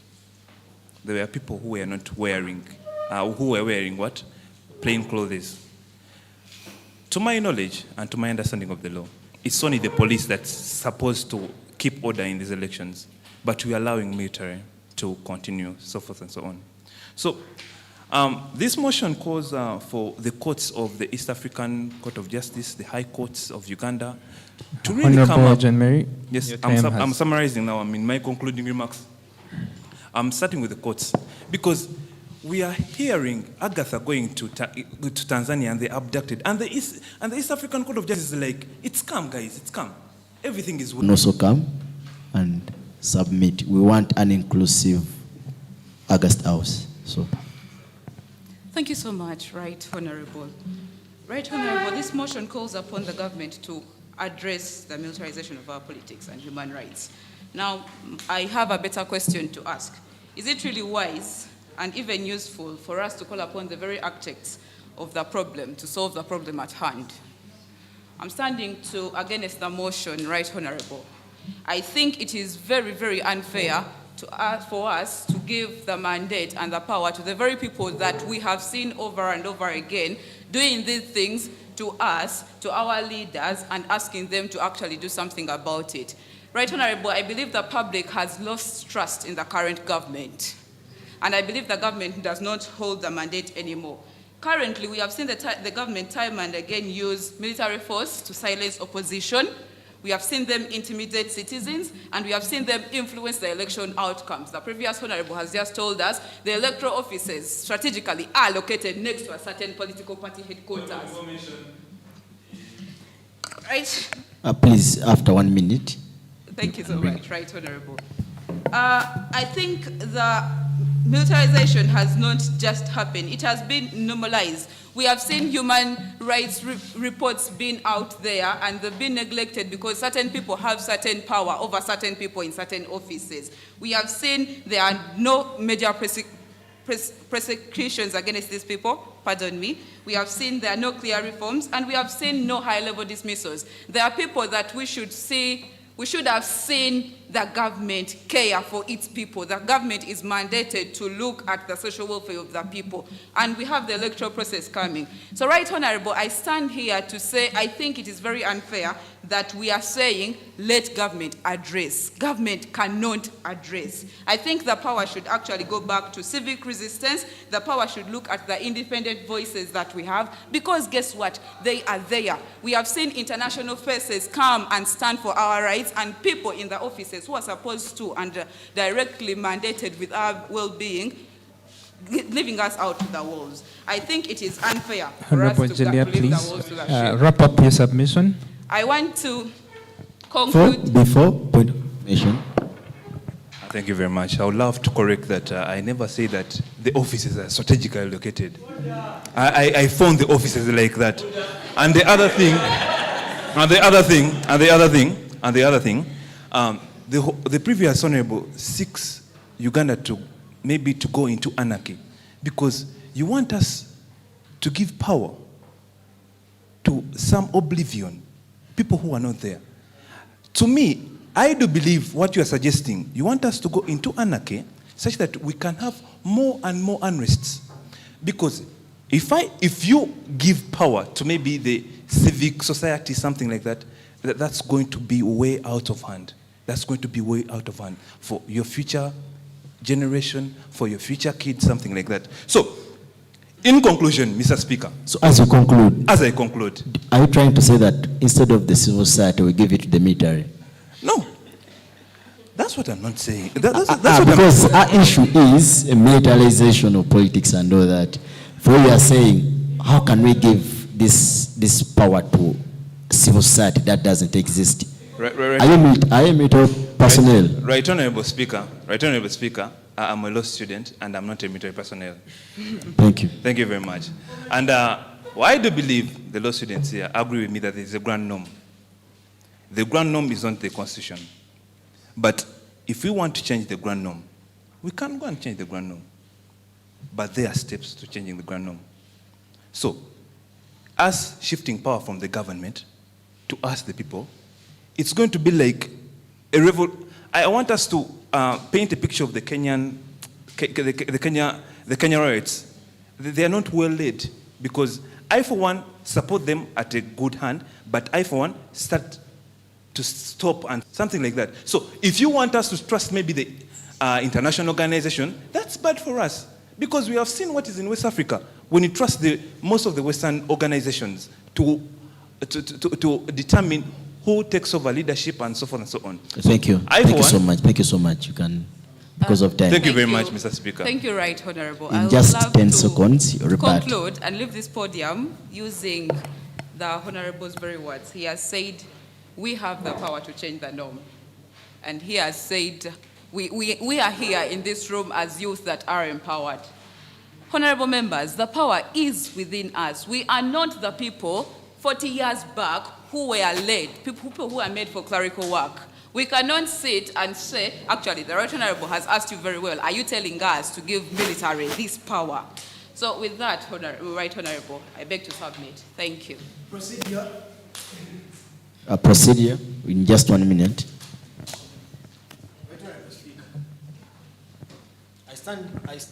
I raise on the point of procedure. One of our sponsors in her speech stated that they are not here to give us what to say, but to offer us a protection to speak what we want to say. Right Honorable Speaker, in your seat, you're pushing people against their will to say something about inclusivity. You're forcing them to be included. Out of the 78%, this is the cream we have here. And if the cream is not willing to speak, and there is a member who is a victim of this and wishes to speak and is being closed out, I think that is going to be procedurally wrong. Right Honorable Speaker, the youth, and this is a clarion call to all of us here. In 10 seconds. In 10 seconds. It's a procedure matter. You can't fathom a procedure matter. You're a student. You know these things. It's a procedure matter. You cannot fathom my procedure. So, Right Honorable Speaker, this has been a clarion call every day. That the youth, no one is going to call you to the occasion. You must take yourself to the occasion. There is an occasion. This is the only protected platform through which we can speak about these things that are happening. And if there is a member that is willing to talk about it, give them the space. Right Honorable Speaker, on a procedural matter, I beg that you offer me space to talk about the militarization of politics because we are entering into a very dire situation and political period. Thank you, Honorable. I beg to submit. My point was about inclusivity. When I was campaigning, I promised you that I will include everyone. So this is not an animal farm. That some people are more equal than others. So I'd like to invite any person from PWD,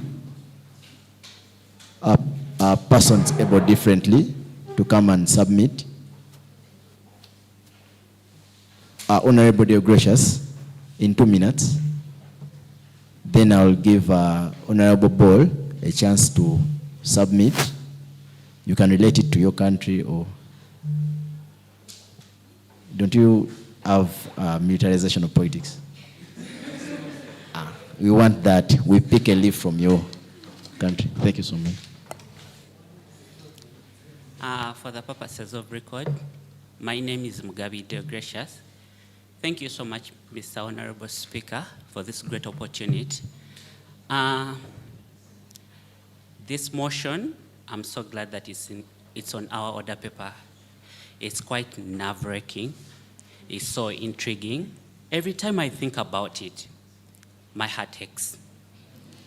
Mr. Honorable Speaker, the militarization of electoral processes, it's not a question subject to debate. It's a question of intellect. It's a question of humanity. First and foremost, you're all privy to what happened in Kawempe, what happened to Bujiri. Ask yourself, how many children are being left as orphans because their parents are victims of this militarization of the electoral processes? Who is going to look after these children? That's where I stand to say it's quite emotional, it's too draining. Therefore, I call upon the government to address this motion, not only with urgency, but with all necessary resources that it requires. Thank you so much. I beg to relay my submission. Amazing. Okay, before you go, point of inquiry from Honorable Nina. As a person, the persons have said, prepare to come and sub, please. Okay. Thank you so much, Honorable. Thank you so much, Speaker, for the opportunity. So my question is, you have concluded by urging the government to play a role in ending this, and yet we are seeing that it's the very government that's doing militarization of the electoral processes. So could you kindly share some other ways you think we can be able to tackle this issue? Because if we have a government that is the law, that says the law, that wants to stay in power, that is the military, that is the everything generally in the country, how else do you think we can be able to tackle this issue? In 10 seconds, please rebut. Thank you so much, Mr. Speaker. In response to your beautiful question, Honorable, under the principle of separation of power, we're seeing that Montesquieu comes up with 3 entities of the government, that in order for a government to function efficiently, effectively, and there should be 3 arms of government. That's the judiciary, the parliament, and the executive. And the executive is enshrined with that constitutional mandate to execute and enforce these different laws that are amended or that are enacted for the good of the governance of any particular government. Therefore, it's all about advocating for how, for instance, when you read Article 208, it's very clear that the UPDF's constitutional mandate is to enforce and to protect the territorial integrity of a certain nation. Therefore, I'm just not urging the very government, but I'm calling upon the government to revise its means of, thank you so much. Thank you so much. One more, thank you so much, Honorable Dear Gracious. One more submission, Honorable Ruth. As Honorable Ball prepares to submit, Honorable Ruth, your term has started running. You have 120 seconds. Thank you so much, Mr. Speaker. My name is Ruth Tizige for purposes of record. So for me, I'm here to move against the motion. And we cannot trust the government with demilitarization of our elections. On the 21st of March 2025, the Radical Nyuba Uganda Law Society invited SLP Donald Muhwezi to discuss this issue. And he said that the reason for the military being involved in our election is because police does not have enough manpower to deal with elections in this country. But then the president, the commander-in-chief of the UPDF, the person in charge, the person who is responsible for the behavior of the army, for any decisions that are taken by the army, came out and he wrote a letter to talk about the Kawempe elections, and he did not address the bad behavior of the army. He came out and he defended his army. He came out and he said that the opposition was violent. So it has already been shown to us that the government is not going to hold this army accountable. The government is not actually interested, if I may say, in protecting us during these elections. So the army, if we are seeking hope from the government, maybe we need to understand what government is according to Uganda's setting. What has become the government? Because if the commander-in-chief comes out and says, in fact, in his letter, he says, maybe there was a lot of violence. Those are words of Dr. Sarah Bireti. If the commander-in-chief is telling us maybe, the person who gives commands to the UPDF is saying maybe. Now, we the citizens, we are supposed to figure out why the army acts the way it acts. Then we are wasting time if we expect the army to do something about this. So, as I suggest that we look for other solutions. What solutions are? To be honest, at the moment, I don't have any. But we need to figure something out, and we need to stop insinuating that this government is actually going to take us out of this situation. Thank you so much. Thank you so much, Honorable Member. One last one from Honorable Ball from South Sudan.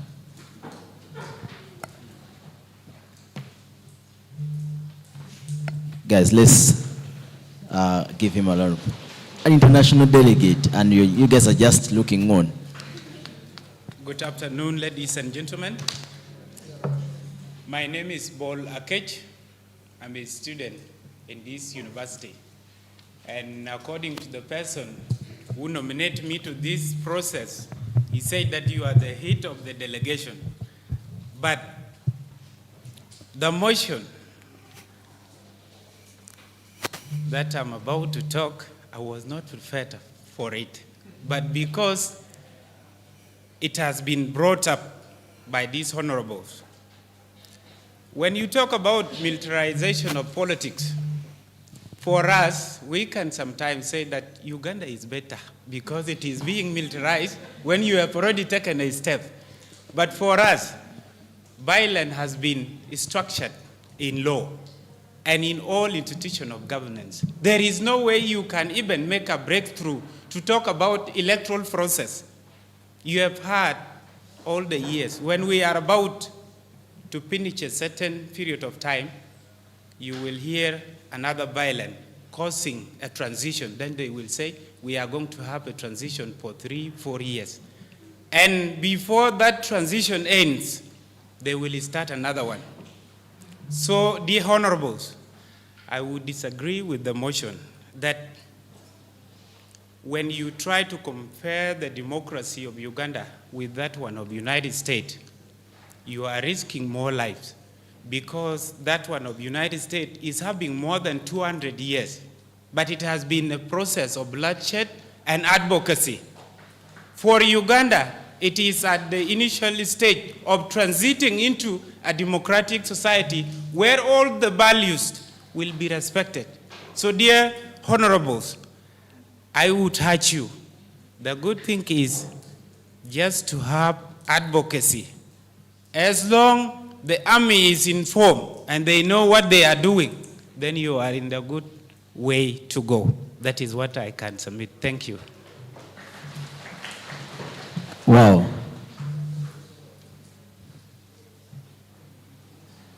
You have a point of information? Please, in 1 minute, because you're running out of time. Right, Honorable Speaker, sir, may your seat reign. The partners to this session and the delegates from different parts of Central Region. My name is Robert Mila Ukugawani. I'm a student in this university, third year, doing law, and from Nakaseke district. My point of information shall be in regard to one of the points that was raised, one of the questions that was raised by Honorable, I have forgotten your name, to one of the speaker who was, according to me, he was unable to answer it very well because he was answering it in regard to separation of powers. But I don't think that is the way how he was supposed to answer that question. Because the question was basically about what other measures can the people of Uganda put in place so as to advocate for maybe a government that cares for the rights of the people of Uganda. Bearing in mind that the ruling government or the government that is currently ruling Uganda, it's the one that is what? Violating these rights. It is not going to push for the observance of these rights, but it will continue to violate it. So according to me, the right way that the people of Uganda can put in place is now to involve these international organizations, specifically those organizations that advocate for what? Human rights. There are several organizations that advocate for human rights. For example, looking at the case scenario in South Sudan, there are very many international organizations on ground that are advocating for human rights, though they are still also facing what? A lot of difficulties in their advocacy. So according to me, that is one of the best ways that the people of Uganda, as opposed to the ruling government, can put in place and they can succeed in achieving one of the goal of what? Adherence to these human rights. Thank you very much. Yes, Honorable Edonu.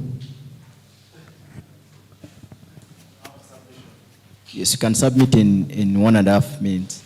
Honorable Boni is the speaker of WONSA, that is the Uganda National Students Association.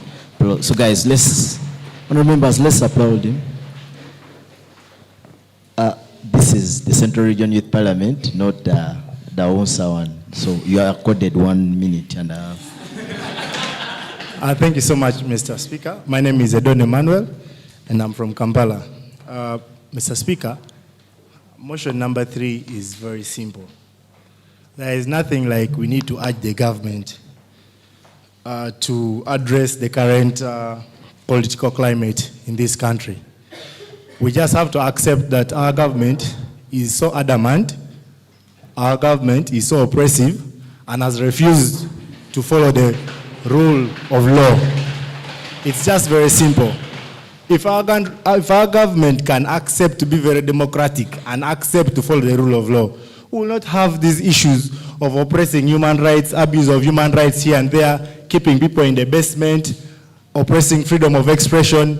So for me, I strongly believe that just because we use the military approach to attain the government is now using it as a tool to suppress us as the citizens of this country.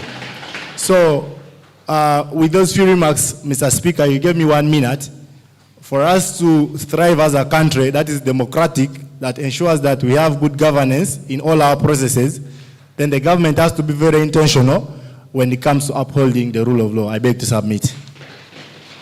Thank you so much, Honorable Donu. With that said, I would like to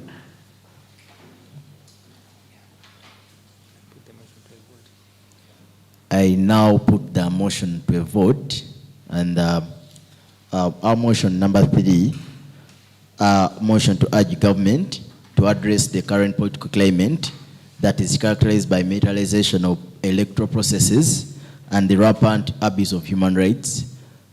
I now apply the House. Those in support of the motion say aye, and those in contrary say nay. The ayes have it, guys. Once again. Lunch is ready. Once again. The ayes have it. Thank you very much, the Right Honorable Speaker. We shall be proceeding to our last motion of the day. That is item 7.4 on our order paper.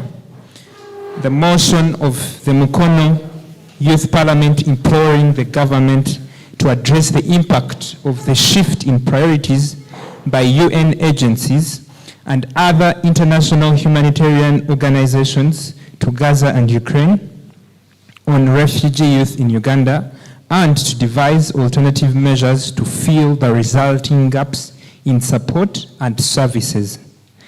I call upon our mover of the motion, Honorable Court Samuel, to take on the floor and make his presentation. You have strictly 2 minutes, Honorable, so make them count. Thank you, Right Honorable Speaker. My name is Court Samuel Manyon, and in this particular gathering, I'm a guest because I'm a South Sudanese by nationality from Upper Nile region. This motion is so interesting, and because it is affecting us deep down in our hearts.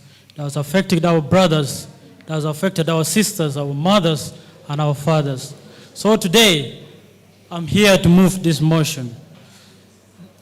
The motion of the Mukono Youth Parliament exploring the government to address the impact of the shift in the priorities by the UN agencies and the other international humanitarian organizations to Gaza and Ukraine on refugees, youth in Uganda, and to describe the alternative measures to fill the resulting gap in support and subsidies. Honorable members, you know, Uganda has been heavily relying on international donor funding to facilitate certain activities for the refugees youth. The policy for refugee, the approach at which Uganda refugee policy states, it basically rely on international donor funding, where they support these activities or facilitate these services, the health, education, and sanitation, the psychological support. And in that case, it has resulted into that shift. When these international NGOs were able to pull out, there have been that shift that has been left. And the statistics have shown that Uganda was among the UN nation High Commission for Refugee top 13 underfunded operations in 2023. And it has even gone worse that last year it was so sad to see that Uganda had recorded a 40%, nearly 40% underfunding in their operations. So we could see the gap that has happened. In this way, many sectors have been affected, especially in the refugee camp, where we have the 13 hosting districts. I am speaking today in this Central Youth Parliament, but it is costing all over the country. And as such, it has really affected. There are many sectors, and I'm going to specify in a few. The education sector has been heavily affected. And it has been recorded that 12 to 20% of the learners have dropped out because of the shift that has occurred. This is being recorded as many of the facilities that used to be provided by the international NGOs and the UN agencies have been withdrawn because of funding issues. And as such, you realize also the teacher salaries that was also affected. Many of those teachers were also facilitated by the international NGOs. But when they pulled out, you realize that there was a gap left. And now the ratio that used to be 1 to, actually, the pupil to teacher ratio that used to be 117 to 1, it has resulted, it has increased. It has even gone up to 120. That was according to the consequence of reduced funding in the Uganda refugees response. Another thing that has also affected in the education sector, you realize in those many primary schools. Honorable Samuel, your time is fast spent. Please wrap up your submission. Okay. Thank you. This point we will need more minutes to discuss, but because of time factor, I would like to submit on the following. The education sector being affected, and not only that, the girl child education are also being affected, since they used to facilitate them during their needs in the school, the administration period where they used to give them span. But when these internal NGOs are able to pull out, it has affected them, and as such, our girls are no longer going to school, and they are among the percentage that was recorded. Additionally, on the food ratio, you realize in 2023, the statistics stated that 50% reduction was done from the ratio of the refugees. The food that was normally given to the refugees has been reduced by 50%, where each person is receiving $3 per month. And while our guest here was saying a person is living below $5, it is so sad to see a refugee out there living only with $3 per month. And others now have been termed as self-reliant. And as such... Honorable Samuel, please conclude. Okay. And as such now, we are urging the government to address the following, to ensure that they continue with the localization agenda, where they need to enforce the refugee-led organization, the national-led organization that are supporting these refugees.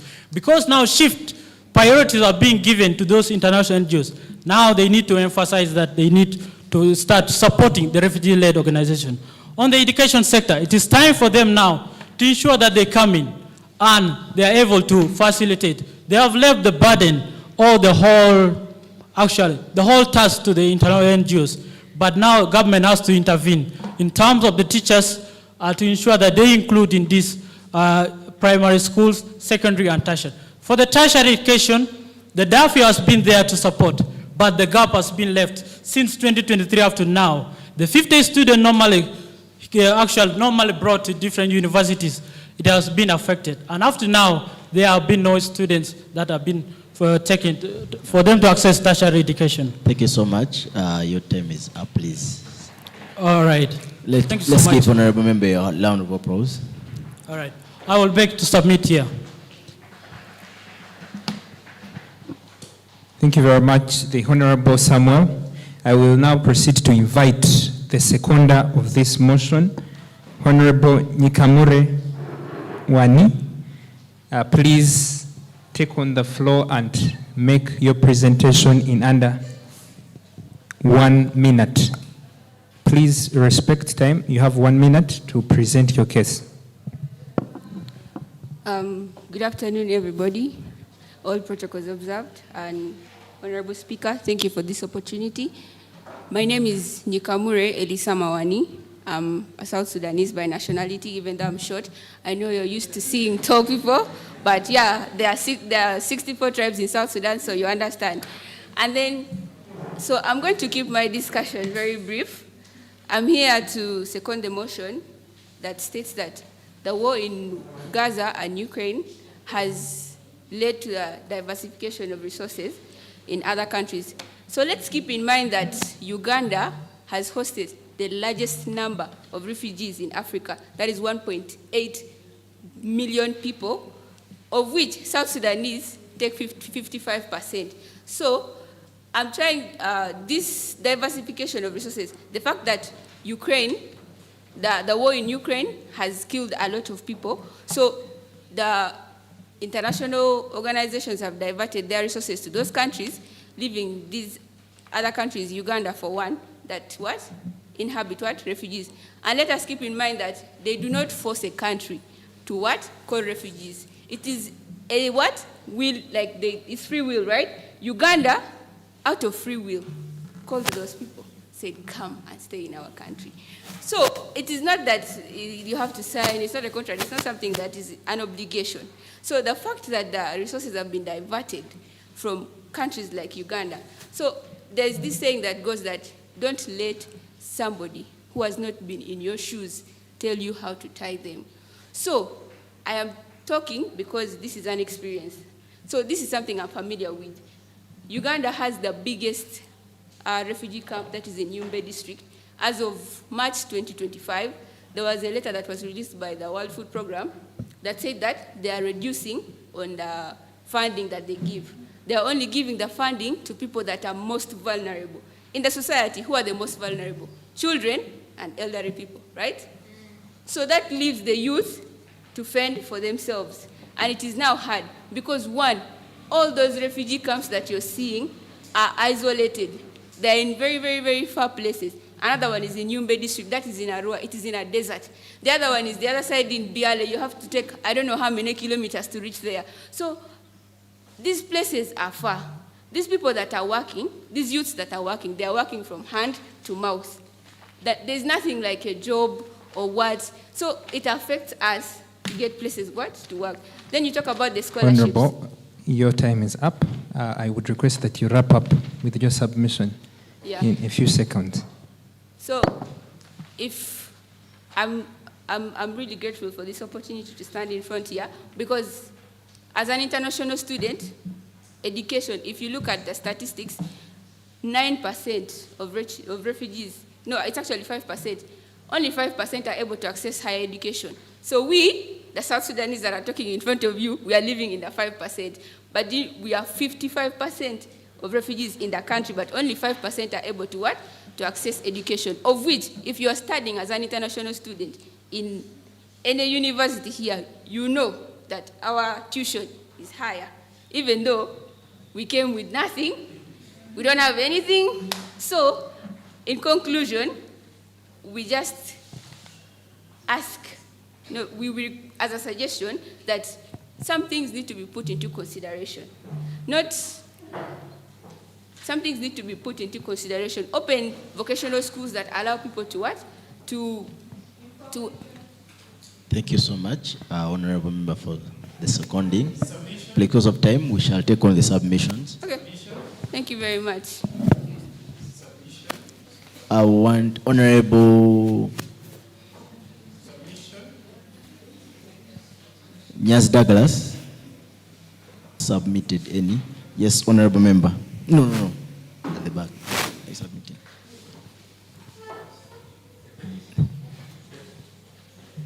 Then Honorable Namuluta Flavia, you will come next. Then Honorable Ball. Protocol We have less than observed. 10 minutes to end this, please. Let's keep time. Protocol observed. My name is Leon Gloria, and I am a South Sudanese, born in Uganda and still living in Uganda.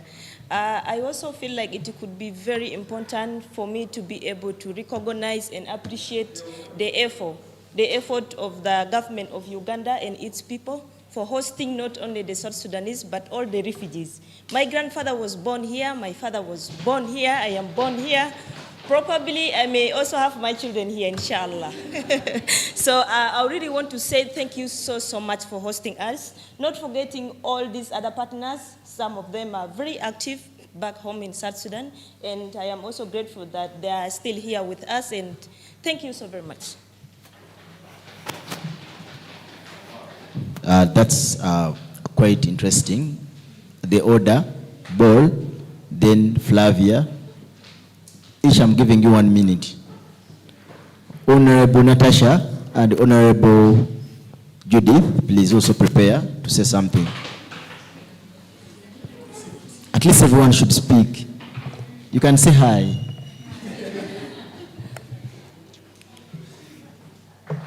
Honorable members, I recognize your presence, but due to the fact that there are some technicalities in this motion. Dear Honorable Speaker, you should give us ample time so that we explore some of the issues.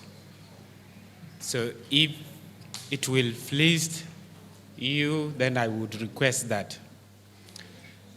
Dear ladies and gentlemen, I would only submit two points on this motion. One is about education and one is about fees. As we know, recently, or when I was submitting here before, I mentioned that in some of the countries in the region, violence and wars are being seen as opportunity to stay in power. Therefore, the best thing that we can give to refugees in East Africa and in the whole world is to give them the dividends of peace so that they stay in their own countries, but not to debate always about the issues of refugees and to depend on foreign aid. That is not enough. What we want to do, and that I want this honorable house to debate on and to adopt, is to urge the government of Uganda to assume the position of influence in East Africa to advocate for peace. And that peace will be the one that will keep more refugees not coming to Uganda again. And that is the only solution that we can find. But if we will be continuing to debate on refugees thing, as we have seen now, Uganda is hosting over 1.8 million refugees. And they are from within the region of Horn of Africa and East Africa. Why should we displace our own people from their own homes and destroy their livelihood and be debating and begging other foreign governments to fund and to give life to our own people? That is one point. Number two, it is about digital inclusion of refugees. Ladies and gentlemen, as we have seen now across the whole world, artificial intelligence is not only an option, but it is a survival. As we have seen in 2024, the Global Innovation Index of Uganda is 119 in output, and it is... Honorable, please, I request that you conclude with your submission on the guidance of the Speaker. Thank you. Uganda is 117 in output. It means that the digital innovation in Uganda is very low. But with this low level of innovation, refugees are excluded. So I want this honorable house to debate on how we can include refugees in the innovation and in the technological era that is coming. And it is a must that we must be in that generation that are going to be impacted by AI. And what is being debated around the world now, it is how artificial intelligence is taking upon the jobs. But in Uganda here, I'm a law student in Uganda Christian University here. I'm sure I will be taught next year about labor laws, but they are not including how AI is taking some Ugandan jobs. It means our education system needs some innovation also. Therefore, ladies and gentlemen, I would urge you, let's include refugees in digital transformation and to let's just welcome them as part of our community. They are your brothers, they are our sisters. Thank you so much. Thank you so much, Honorable Member. And lastly,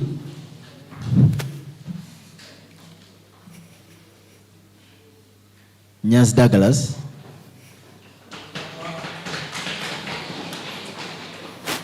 You can just say hi.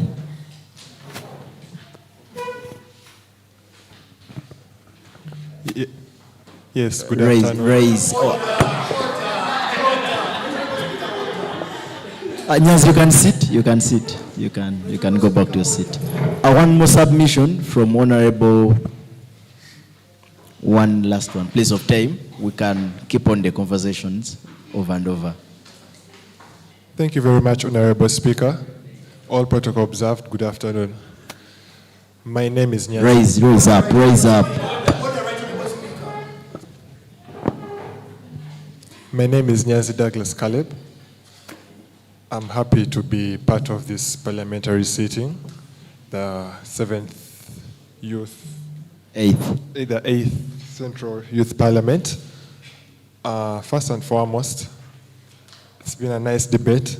My question is, should the government... We are talking about the war in Gaza and Ukraine. Have you ever heard of it? Yes. Yes, I have. What have you ever heard about it? In 1 second. It has affected many people. Thank you. Loss of lives and... You can sit down. Please, honorable member, you can take off. Thank you, Right Honorable Speaker, sir. For purposes of record, I beg to mention my name. My name is Robert Mila Okugawani, and a student here in Uganda Christian University. Basically about the motion that is on debate, we're looking at the impact that was created as a result of the shift of these UN agencies and these humanitarian organizations, zeroing it down, how it affected the refugees in Uganda. And bearing in mind that Uganda is the second largest country in the world that is hosting refugees, basically from South Sudan, Congo, and other 32 countries in the world. It is very, very important to point out that as a result of the shift of these UN agencies and taking their focus and taking resources to Gaza and Ukraine, it has greatly increased the what? It has greatly increased the competition for resources. Basically looking at education and health care. We who are here, we don't know what is happening at the borders, especially those districts that are hosting these refugees. Case example is Yumba district, Arua district, Moyo, and Koboko. They are one of the districts in Uganda that are hosting much of the population of the refugees. For example, in Yumbe, there is Bidibidi, and that is the largest settlement in Africa that is hosting the what? The refugees, especially from South Sudan and Congo. So as a result of that, you find that in the education sector, there is what? There is constraint of what? Of resources in it.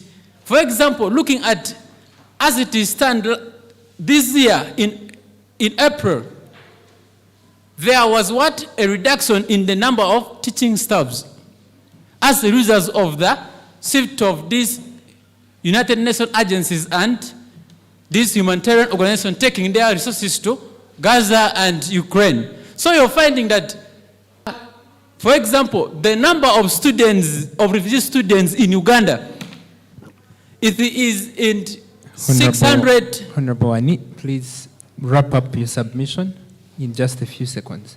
On Thank the guidance you, sir. of the speaker. Thank you, sir.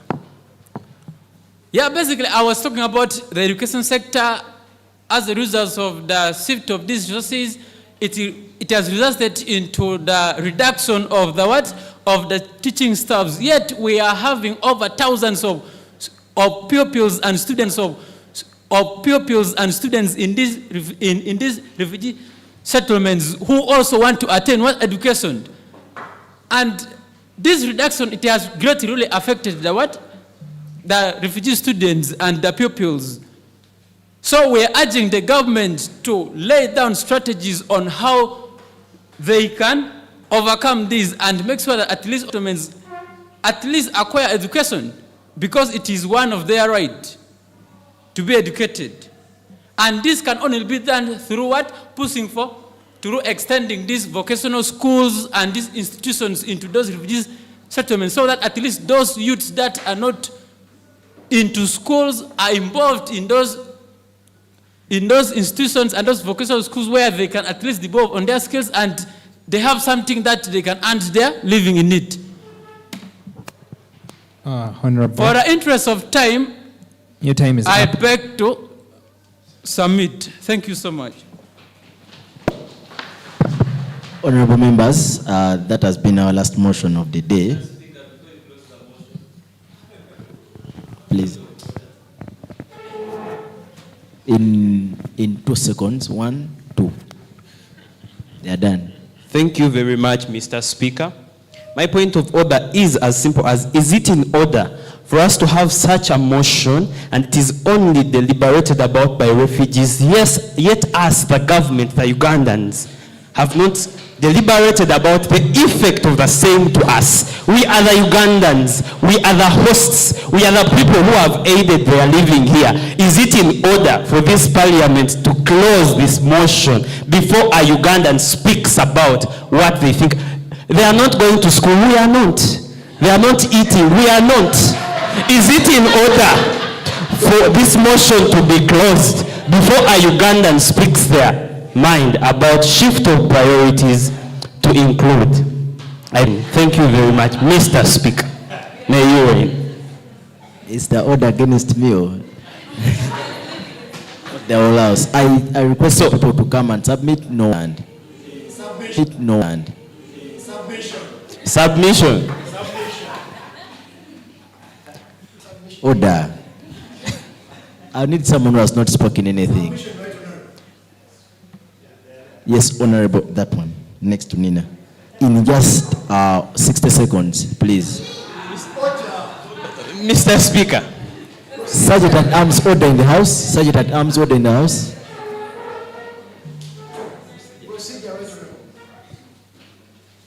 Mr. Speaker, procedure is a must. We may proceed in procedure, just like an order. Yes. In the rules, it's a must. If somebody raises a point of order, they may shoot the speaker. Even procedure. The others we can stop, but for order and procedure, this is the way. These are the rules. We can even move a motion to have this 30 minutes more. Right, Honorable Speaker, just when you are in an effort to tell him to forward the microphone, you use 2 minutes. So, a honorable member of the host country cannot substantially submit on the topic of refugees in just 2 minutes. You're the one forcing them to come and submit, and now she's deliberating. You're saying 60 seconds. Such cannot be sufficient for them to ably deliberate on such a matter. Okay, on that matter, I was increasing the time to 4 minutes to allow you submit, but the fact that you've provided for her, she takes the 3 minutes for all of you. So you won't submit. May you sit train, Mr. Honorable Speaker. Thank you. No, not granted. Protocol observed. Before I introduce myself, I think I can use 1 minute and the other speakers can come and deliberate their points. So, protocol observed, dear delegates. My name is Nakabira Joan Gloria, and I am from Mukono. I am an LLB student, 3rd year, doing law. So, on this motion, I think the problems and the grievances the refugees face are the same grievances we as Ugandans face. So to tackle this and to find solutions, we need to address since the people living within Uganda, we need to, the same solutions people provided, our government calling for more NGOs, improving the education sector, coming up with tertiary and vocational institutes are the same solutions I think government should afford to the refugees. We should give them equal opportunities with Ugandans, like my colleague Bol presented. If we want to overcome the problem of refugees in Uganda, we need to look at solutions of empowering these people, empowering them so that they can go back to South Sudan and empower their fellow people, so that we can have, we can stop housing so many refugees. The 1 minute you requested for is done. Okay, let me conclude. The other thing is our government is a greedy government. As they said, we are hosting so many refugees. Our government did this in order to get funds from the other bodies. Now the bodies are not providing these funds because they're now looking at people of Ukraine. That's where we're having a huge number of refugees, and we're having these people facing different grievances because our government at the end of the day wants money from the international organization. So I think as Ugandans, we need to sit back and in 3 seconds. Thank you very much. Honorable colleague. Yes? 4 seconds now. 4 seconds. Okay, let me see my time. So, she has stated clearly that we have a greedy government. So this means the problem, I think you believe with me that the problem is not actually the funding and the what. The problem is the greed.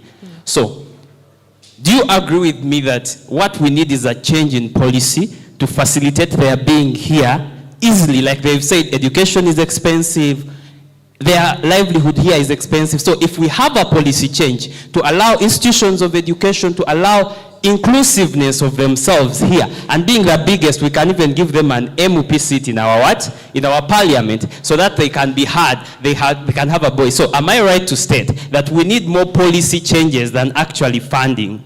yes, we need policy Thank you. changes. Thank you. I beg to submit. Thank you so much, Honorable Gloria. At this juncture, I would like to give it opportunity to the clerk to hand over the review.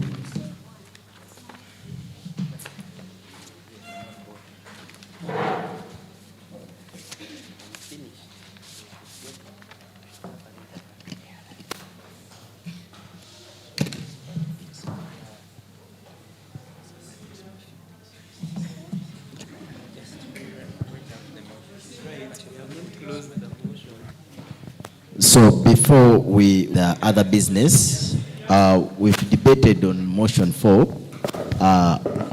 on the concerns of the shift of priorities of the UN agencies and other international humanitarian organizations to Gaza and Ukraine, on refugee youth in Uganda, and to devise alternative measures to fill the resulting gaps in support and services. I'll put this motion to a vote, either to pass or no. Those in support of the motion say aye, and those in contrary say nay. Louder. Nay. Louder. Nay. The ayes have it. Thank you so much.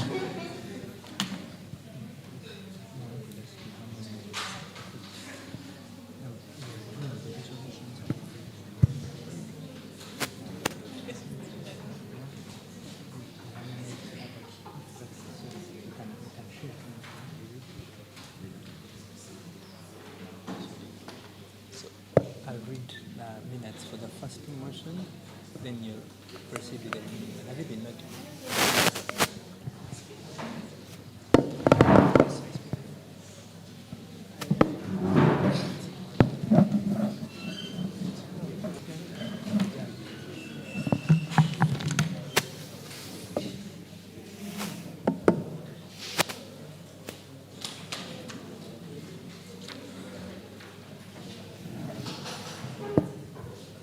Order to the House. Order. Order. Honorable Member. Honorable Muganika Juno Albert, this is not Owino. Please settle. Settle, we conclude this. Settle. You are live on camera. Settle. Please just give me around 10 seconds to organize these papers.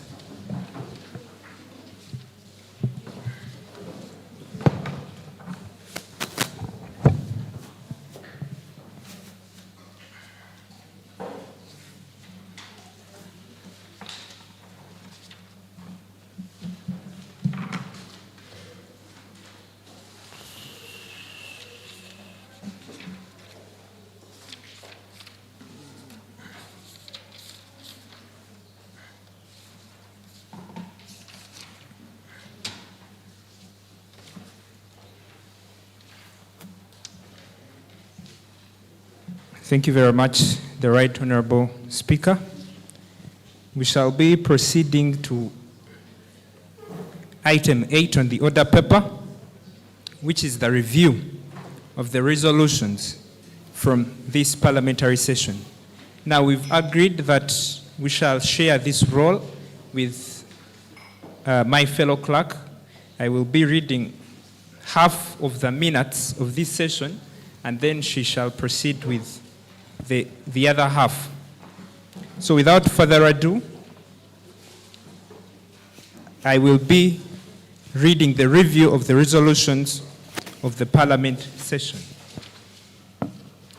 Now, beginning with motion 1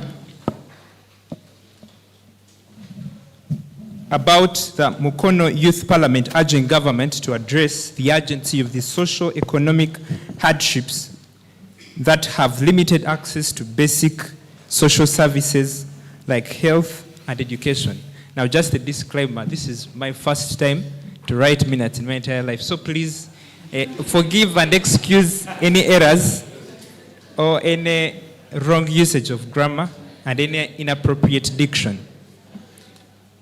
So this motion was moved by the Honorable Gajuge John Henry, who clearly outlined and defined the key terms within the definition. He also stated that it is the duty of the state to provide health and education to its citizens. He further also highlights on Uganda's Vision 2040 and its goal of expanding human capital through provision of education. And the arguments that he raises are, one, that Uganda has increased the number of its hospital and healthcare centers to 2,524.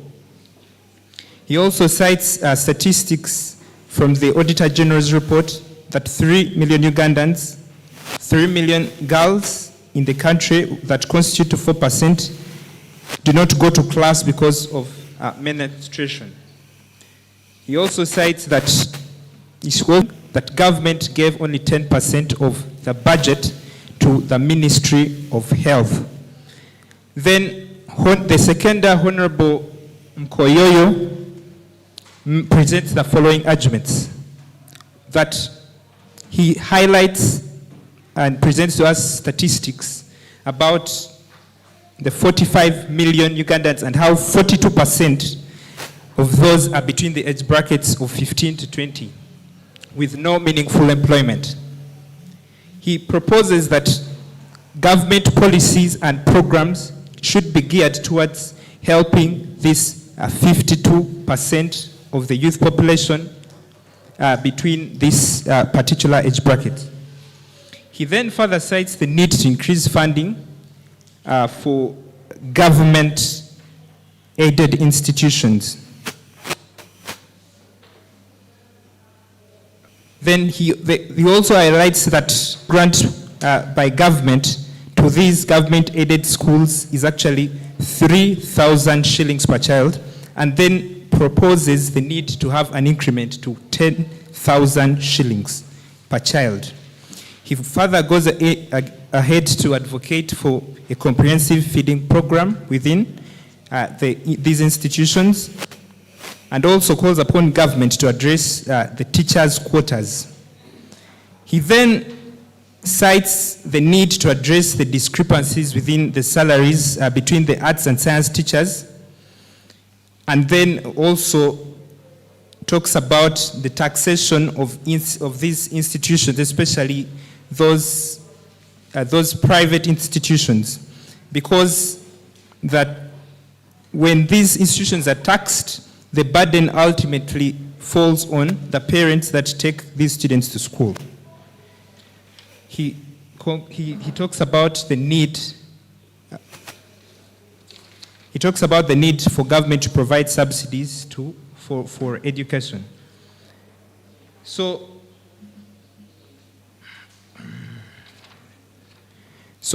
Honorable Nina raises a point of information and proceeds to ask how government should be in position to balance the public debt and then funding of these external organizations or international agencies as cited by the previous speaker. Then Honorable Koyoyo proceeds to suggest more solutions and calls for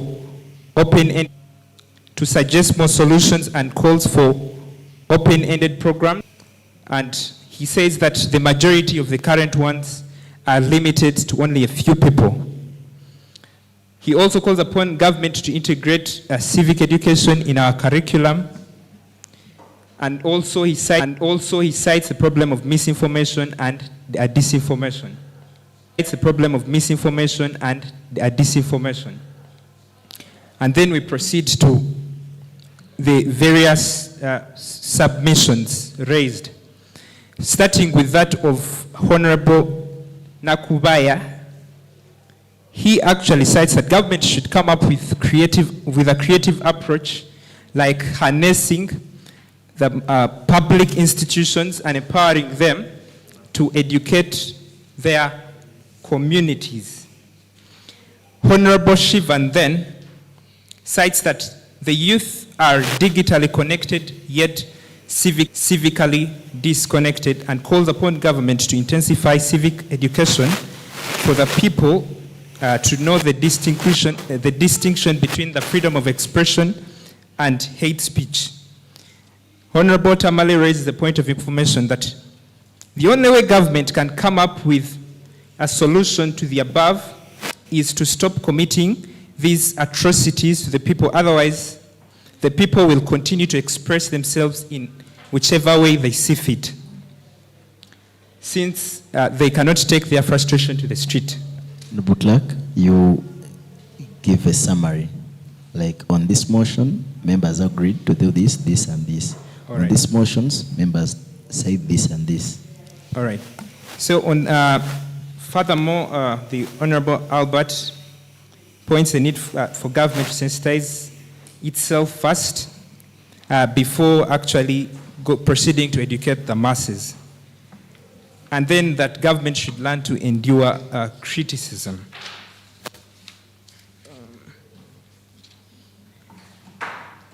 And then proceeding to, as guided by the speaker, I will be running quickly through the remainder of the first half of the minutes. Honorable Richard Maganda from Nakaseke points out that government should integrate the curriculum to address the prevailing socio-economic hardships rather than focusing on, instead of studying about foreign countries, and he cites the Canadian prairies.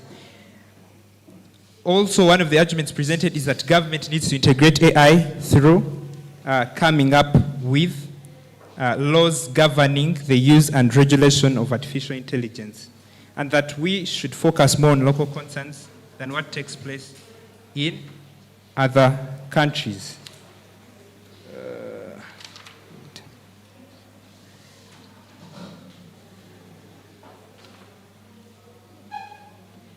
So we proceed to the last debater on the motion, who was Honorable Bibilia, who highlights the poor state of roads and that the biggest problem that the youth are facing is discrimination in almost all spaces. He further goes on to highlight that 60% of the youth in Mukono cannot afford basic essentials like medicine, and parents are forced to choose between taking their children to school and raising and saving money to have what to put on the table. Then the speaker puts the motion to a vote, and the House votes in favor of the motion. Proceeding to our second motion of the day, about the resolution of this youth parliament urging governments to conduct civic education initiatives and programs, especially in the digital era. The House resolved as follows.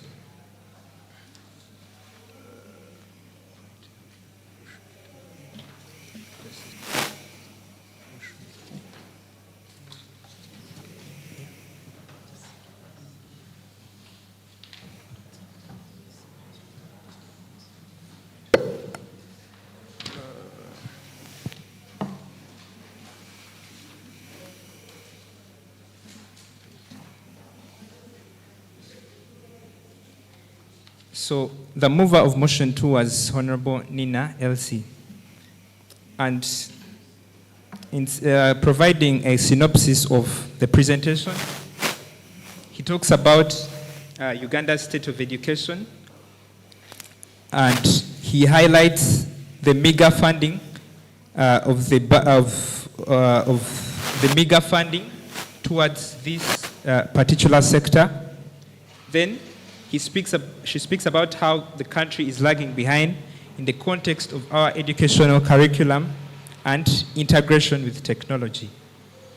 The seconder of this motion, Honorable Abdul Hakim, proceeds to reinforce the argument and calls for government to undertake initiatives to educate the youth on a digital platform.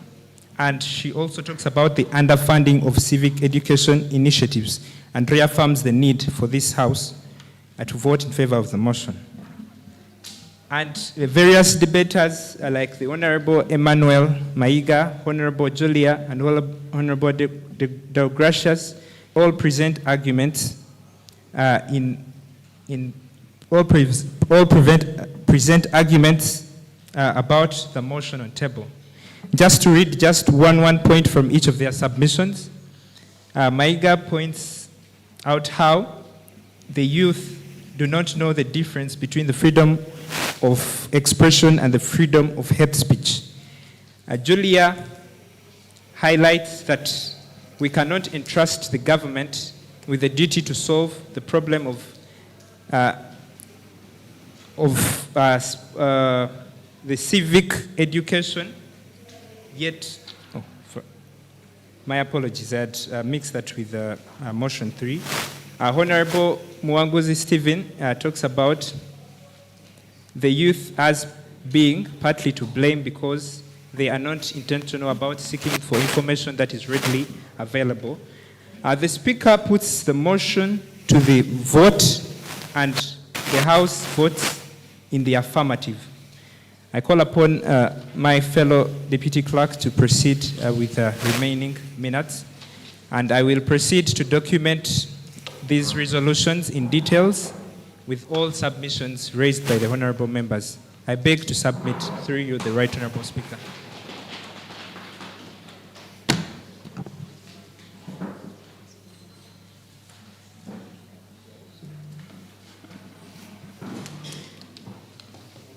Good afternoon, everyone.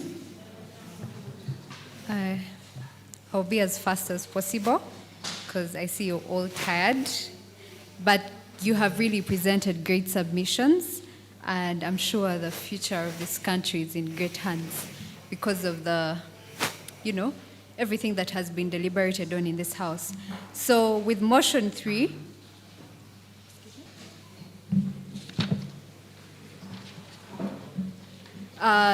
motion 3 was motion of the Mukono Youth Parliament urging the government to address the current political climate that is characterized by militarization of electoral processes and the rampant abuse of human rights. This motion was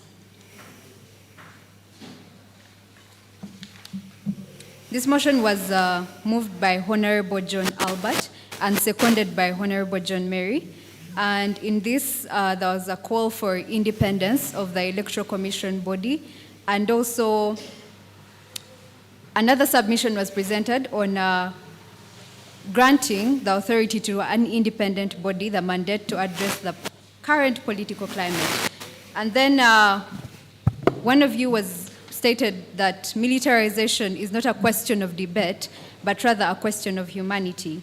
And therefore, he called upon government to revise the means of carrying out the electoral processes. Honorable Bola Ketch mentioned that demilitarization is key for democracy, and he pointed out the evil of comparison in these electoral processes. Another submission was a call to government to involve international organizations on grounds of human rights.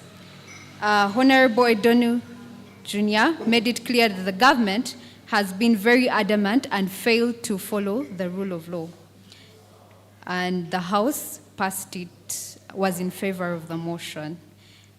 Moving over to the fourth motion that stated, motion of the Mukono Youth Parliament empowering the government to address the impact of the shift in priorities by UN agencies and other international humanitarian organizations to Gaza and Ukraine on refugee youth in Uganda, and to devise alternative measures to fill the resulting gaps in support and services.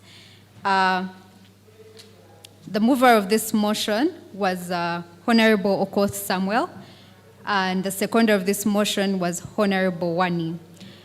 In this, the mover of the motion was able to point out the pupil-teacher ratio that, and he pointed out the failing education sector among the refugees, where he mentioned that the pupil-teacher ratio is currently at 120 to 1. And then the seconder of the motion made it clear to us and that only 5% of refugees are able to access education at the moment. And then she called upon the government to open vocational institutions that cater for refugee education in the country.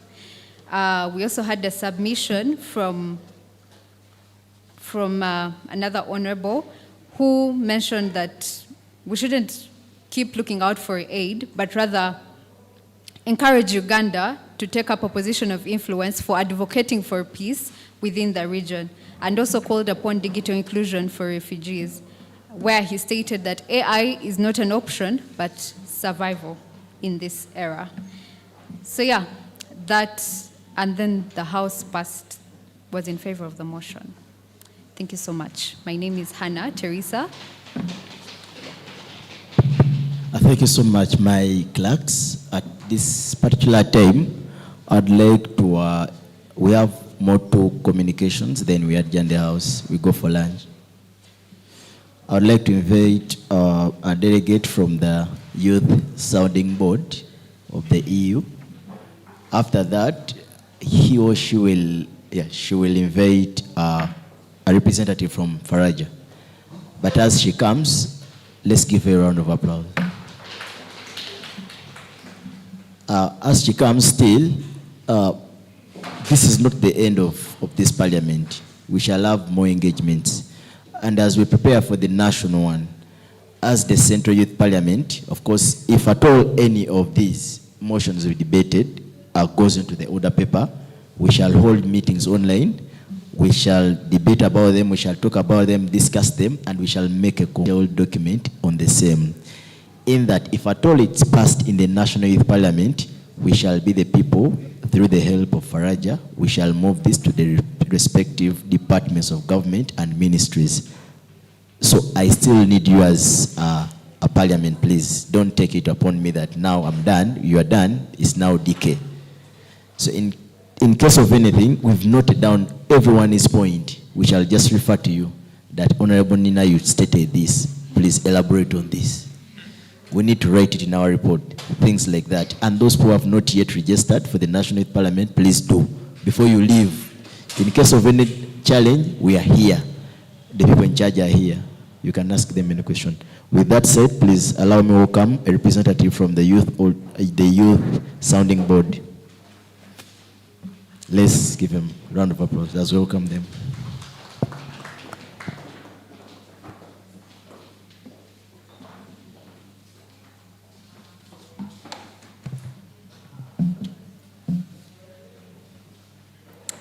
Good afternoon to you all.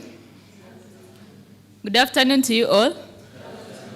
My name is Jovia Kusima, and I am the Vice Chair of the EU Youth Sounding Board, Uganda, Season 2.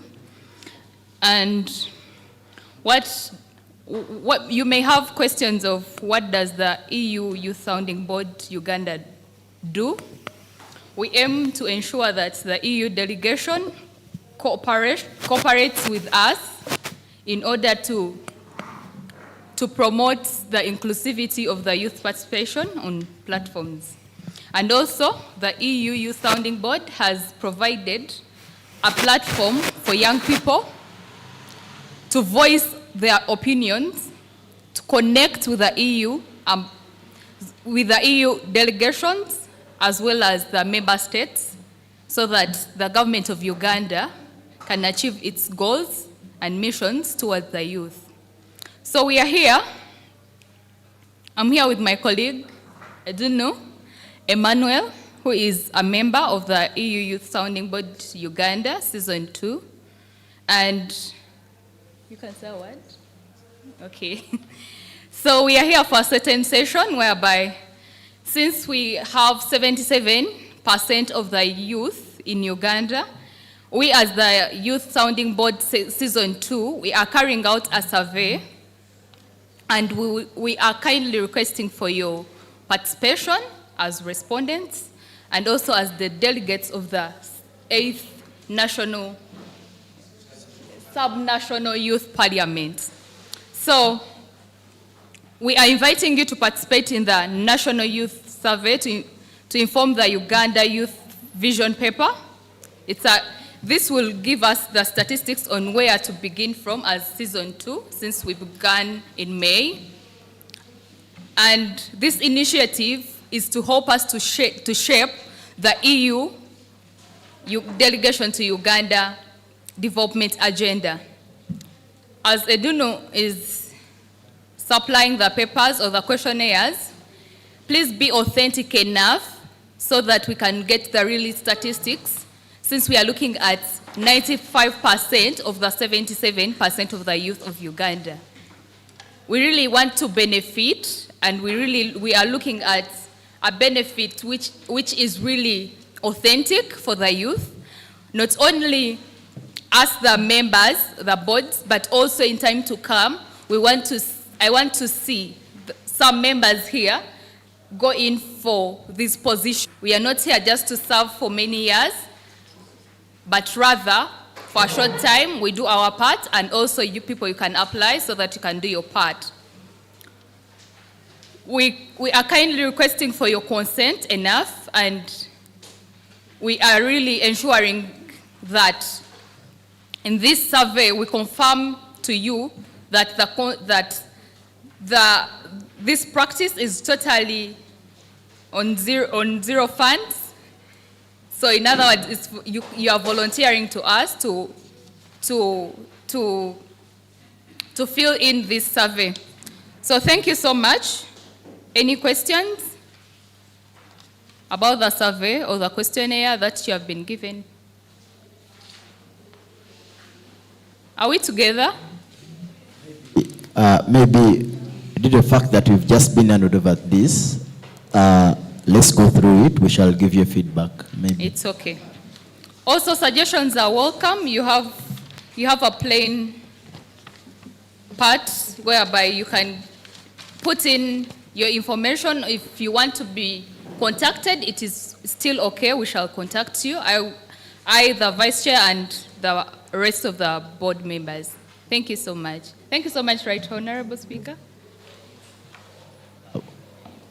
Please allow, I would like to request you to welcome a representative from Faraja to have pass some information to the delegates. Okay. As a representative comes in, I welcome a representative from Faraja to have our word for the delegates. Thank you so much, Right Honorable. you're welcome. As they come in, please members, we are in a social contract of 1 year. I remind you about that. From 7th now up to the next. So don't hate. Please, we need you. I need you. Please, a representative from Faraja can take over. Thank you so much.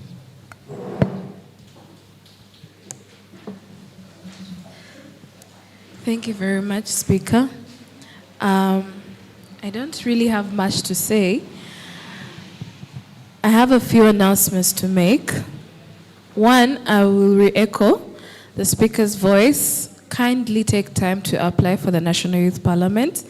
It will be happening on the 8th of August in the Parliament Conference Hall here in Kampala. Secondly, if you have registered for transport refund and all, if your name is in a different, if your mobile money number is different compared to the name you've used to register, kindly verify it before we head to the next destination. Check in with the accountant, as you can see him there. Thirdly, take time to fill in those surveys. And take time to fill in those surveys and get in touch with the vice chairperson for the Youth Sounding Board. I believe she'll be of great help. Other than that, thank you so much for your time. Thank you for being around, and this was a very wonderful debate session. I can't wait to see you, most of you, at the national seating. Have a great day. Thank you very much. Thank you so much, Madam Sharon, for that guidance. And I would like to take this opportunity to thank all stakeholders that have made this happen. That is Faraja Foundation Africa, the EU Youth Sounding Board. We have the different partners and delegates who are here, but they have left. And of course, the National Parliament. I would like to thank you. And lastly, I would like to thank everyone that has managed to come for this session and sit for all these long hours. By the powers conferred in me by the rules of procedure of this House, I would like to adjourn this House. But just like I stated earlier, this is not the end of this Parliament. Just like what Eugene has been doing, interactive discussions, we shall still need you with your vigor, Biblia. So in case we need you, we shall be passing information in the group, and we shall have more discussions on this as we prepare for the National Youth Parliament on 8th August. Thank you so much. If at all there is no more communication, I would like to adjourn the House. The Speaker will move out first with the clerks then.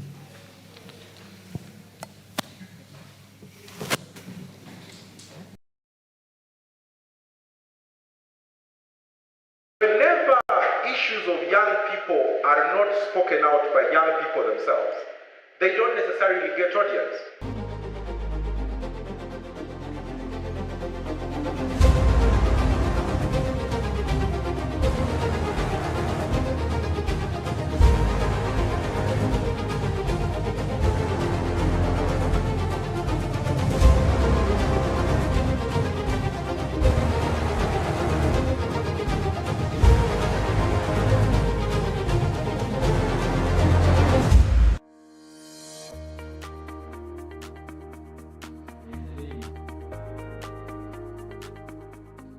This being the 6th edition of the National Youth Parliament, organized by Faraja Africa Foundation. Yeah. As always, the drill is you have the regional parliaments where youth get to debate on various issues. So how were the regional parliaments of this year? Well, quite interesting. They were bigger compared to last year. Remember, because last year we still had COVID, that was, sketchy. This time around, we had bigger numbers and we had wider participation. This year's Central Regional Youth Parliament has been an interesting one, where I've had young people come together and deliberate on issues that are actually pressing us. We are given those spaces to exercise and also give out our views to those local governments. We will cry and cry and cry until Jesus comes back. So far, this is the first youth parliament I've attended. Physically, I had attended the virtual one in 2021, but it has been a beautiful experience. A lot of brilliant people to meet, seeing the youth passionate about them.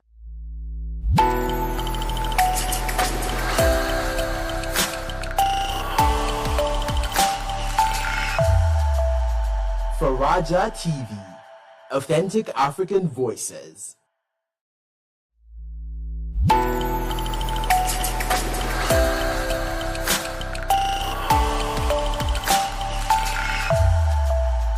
Faraja TV, authentic African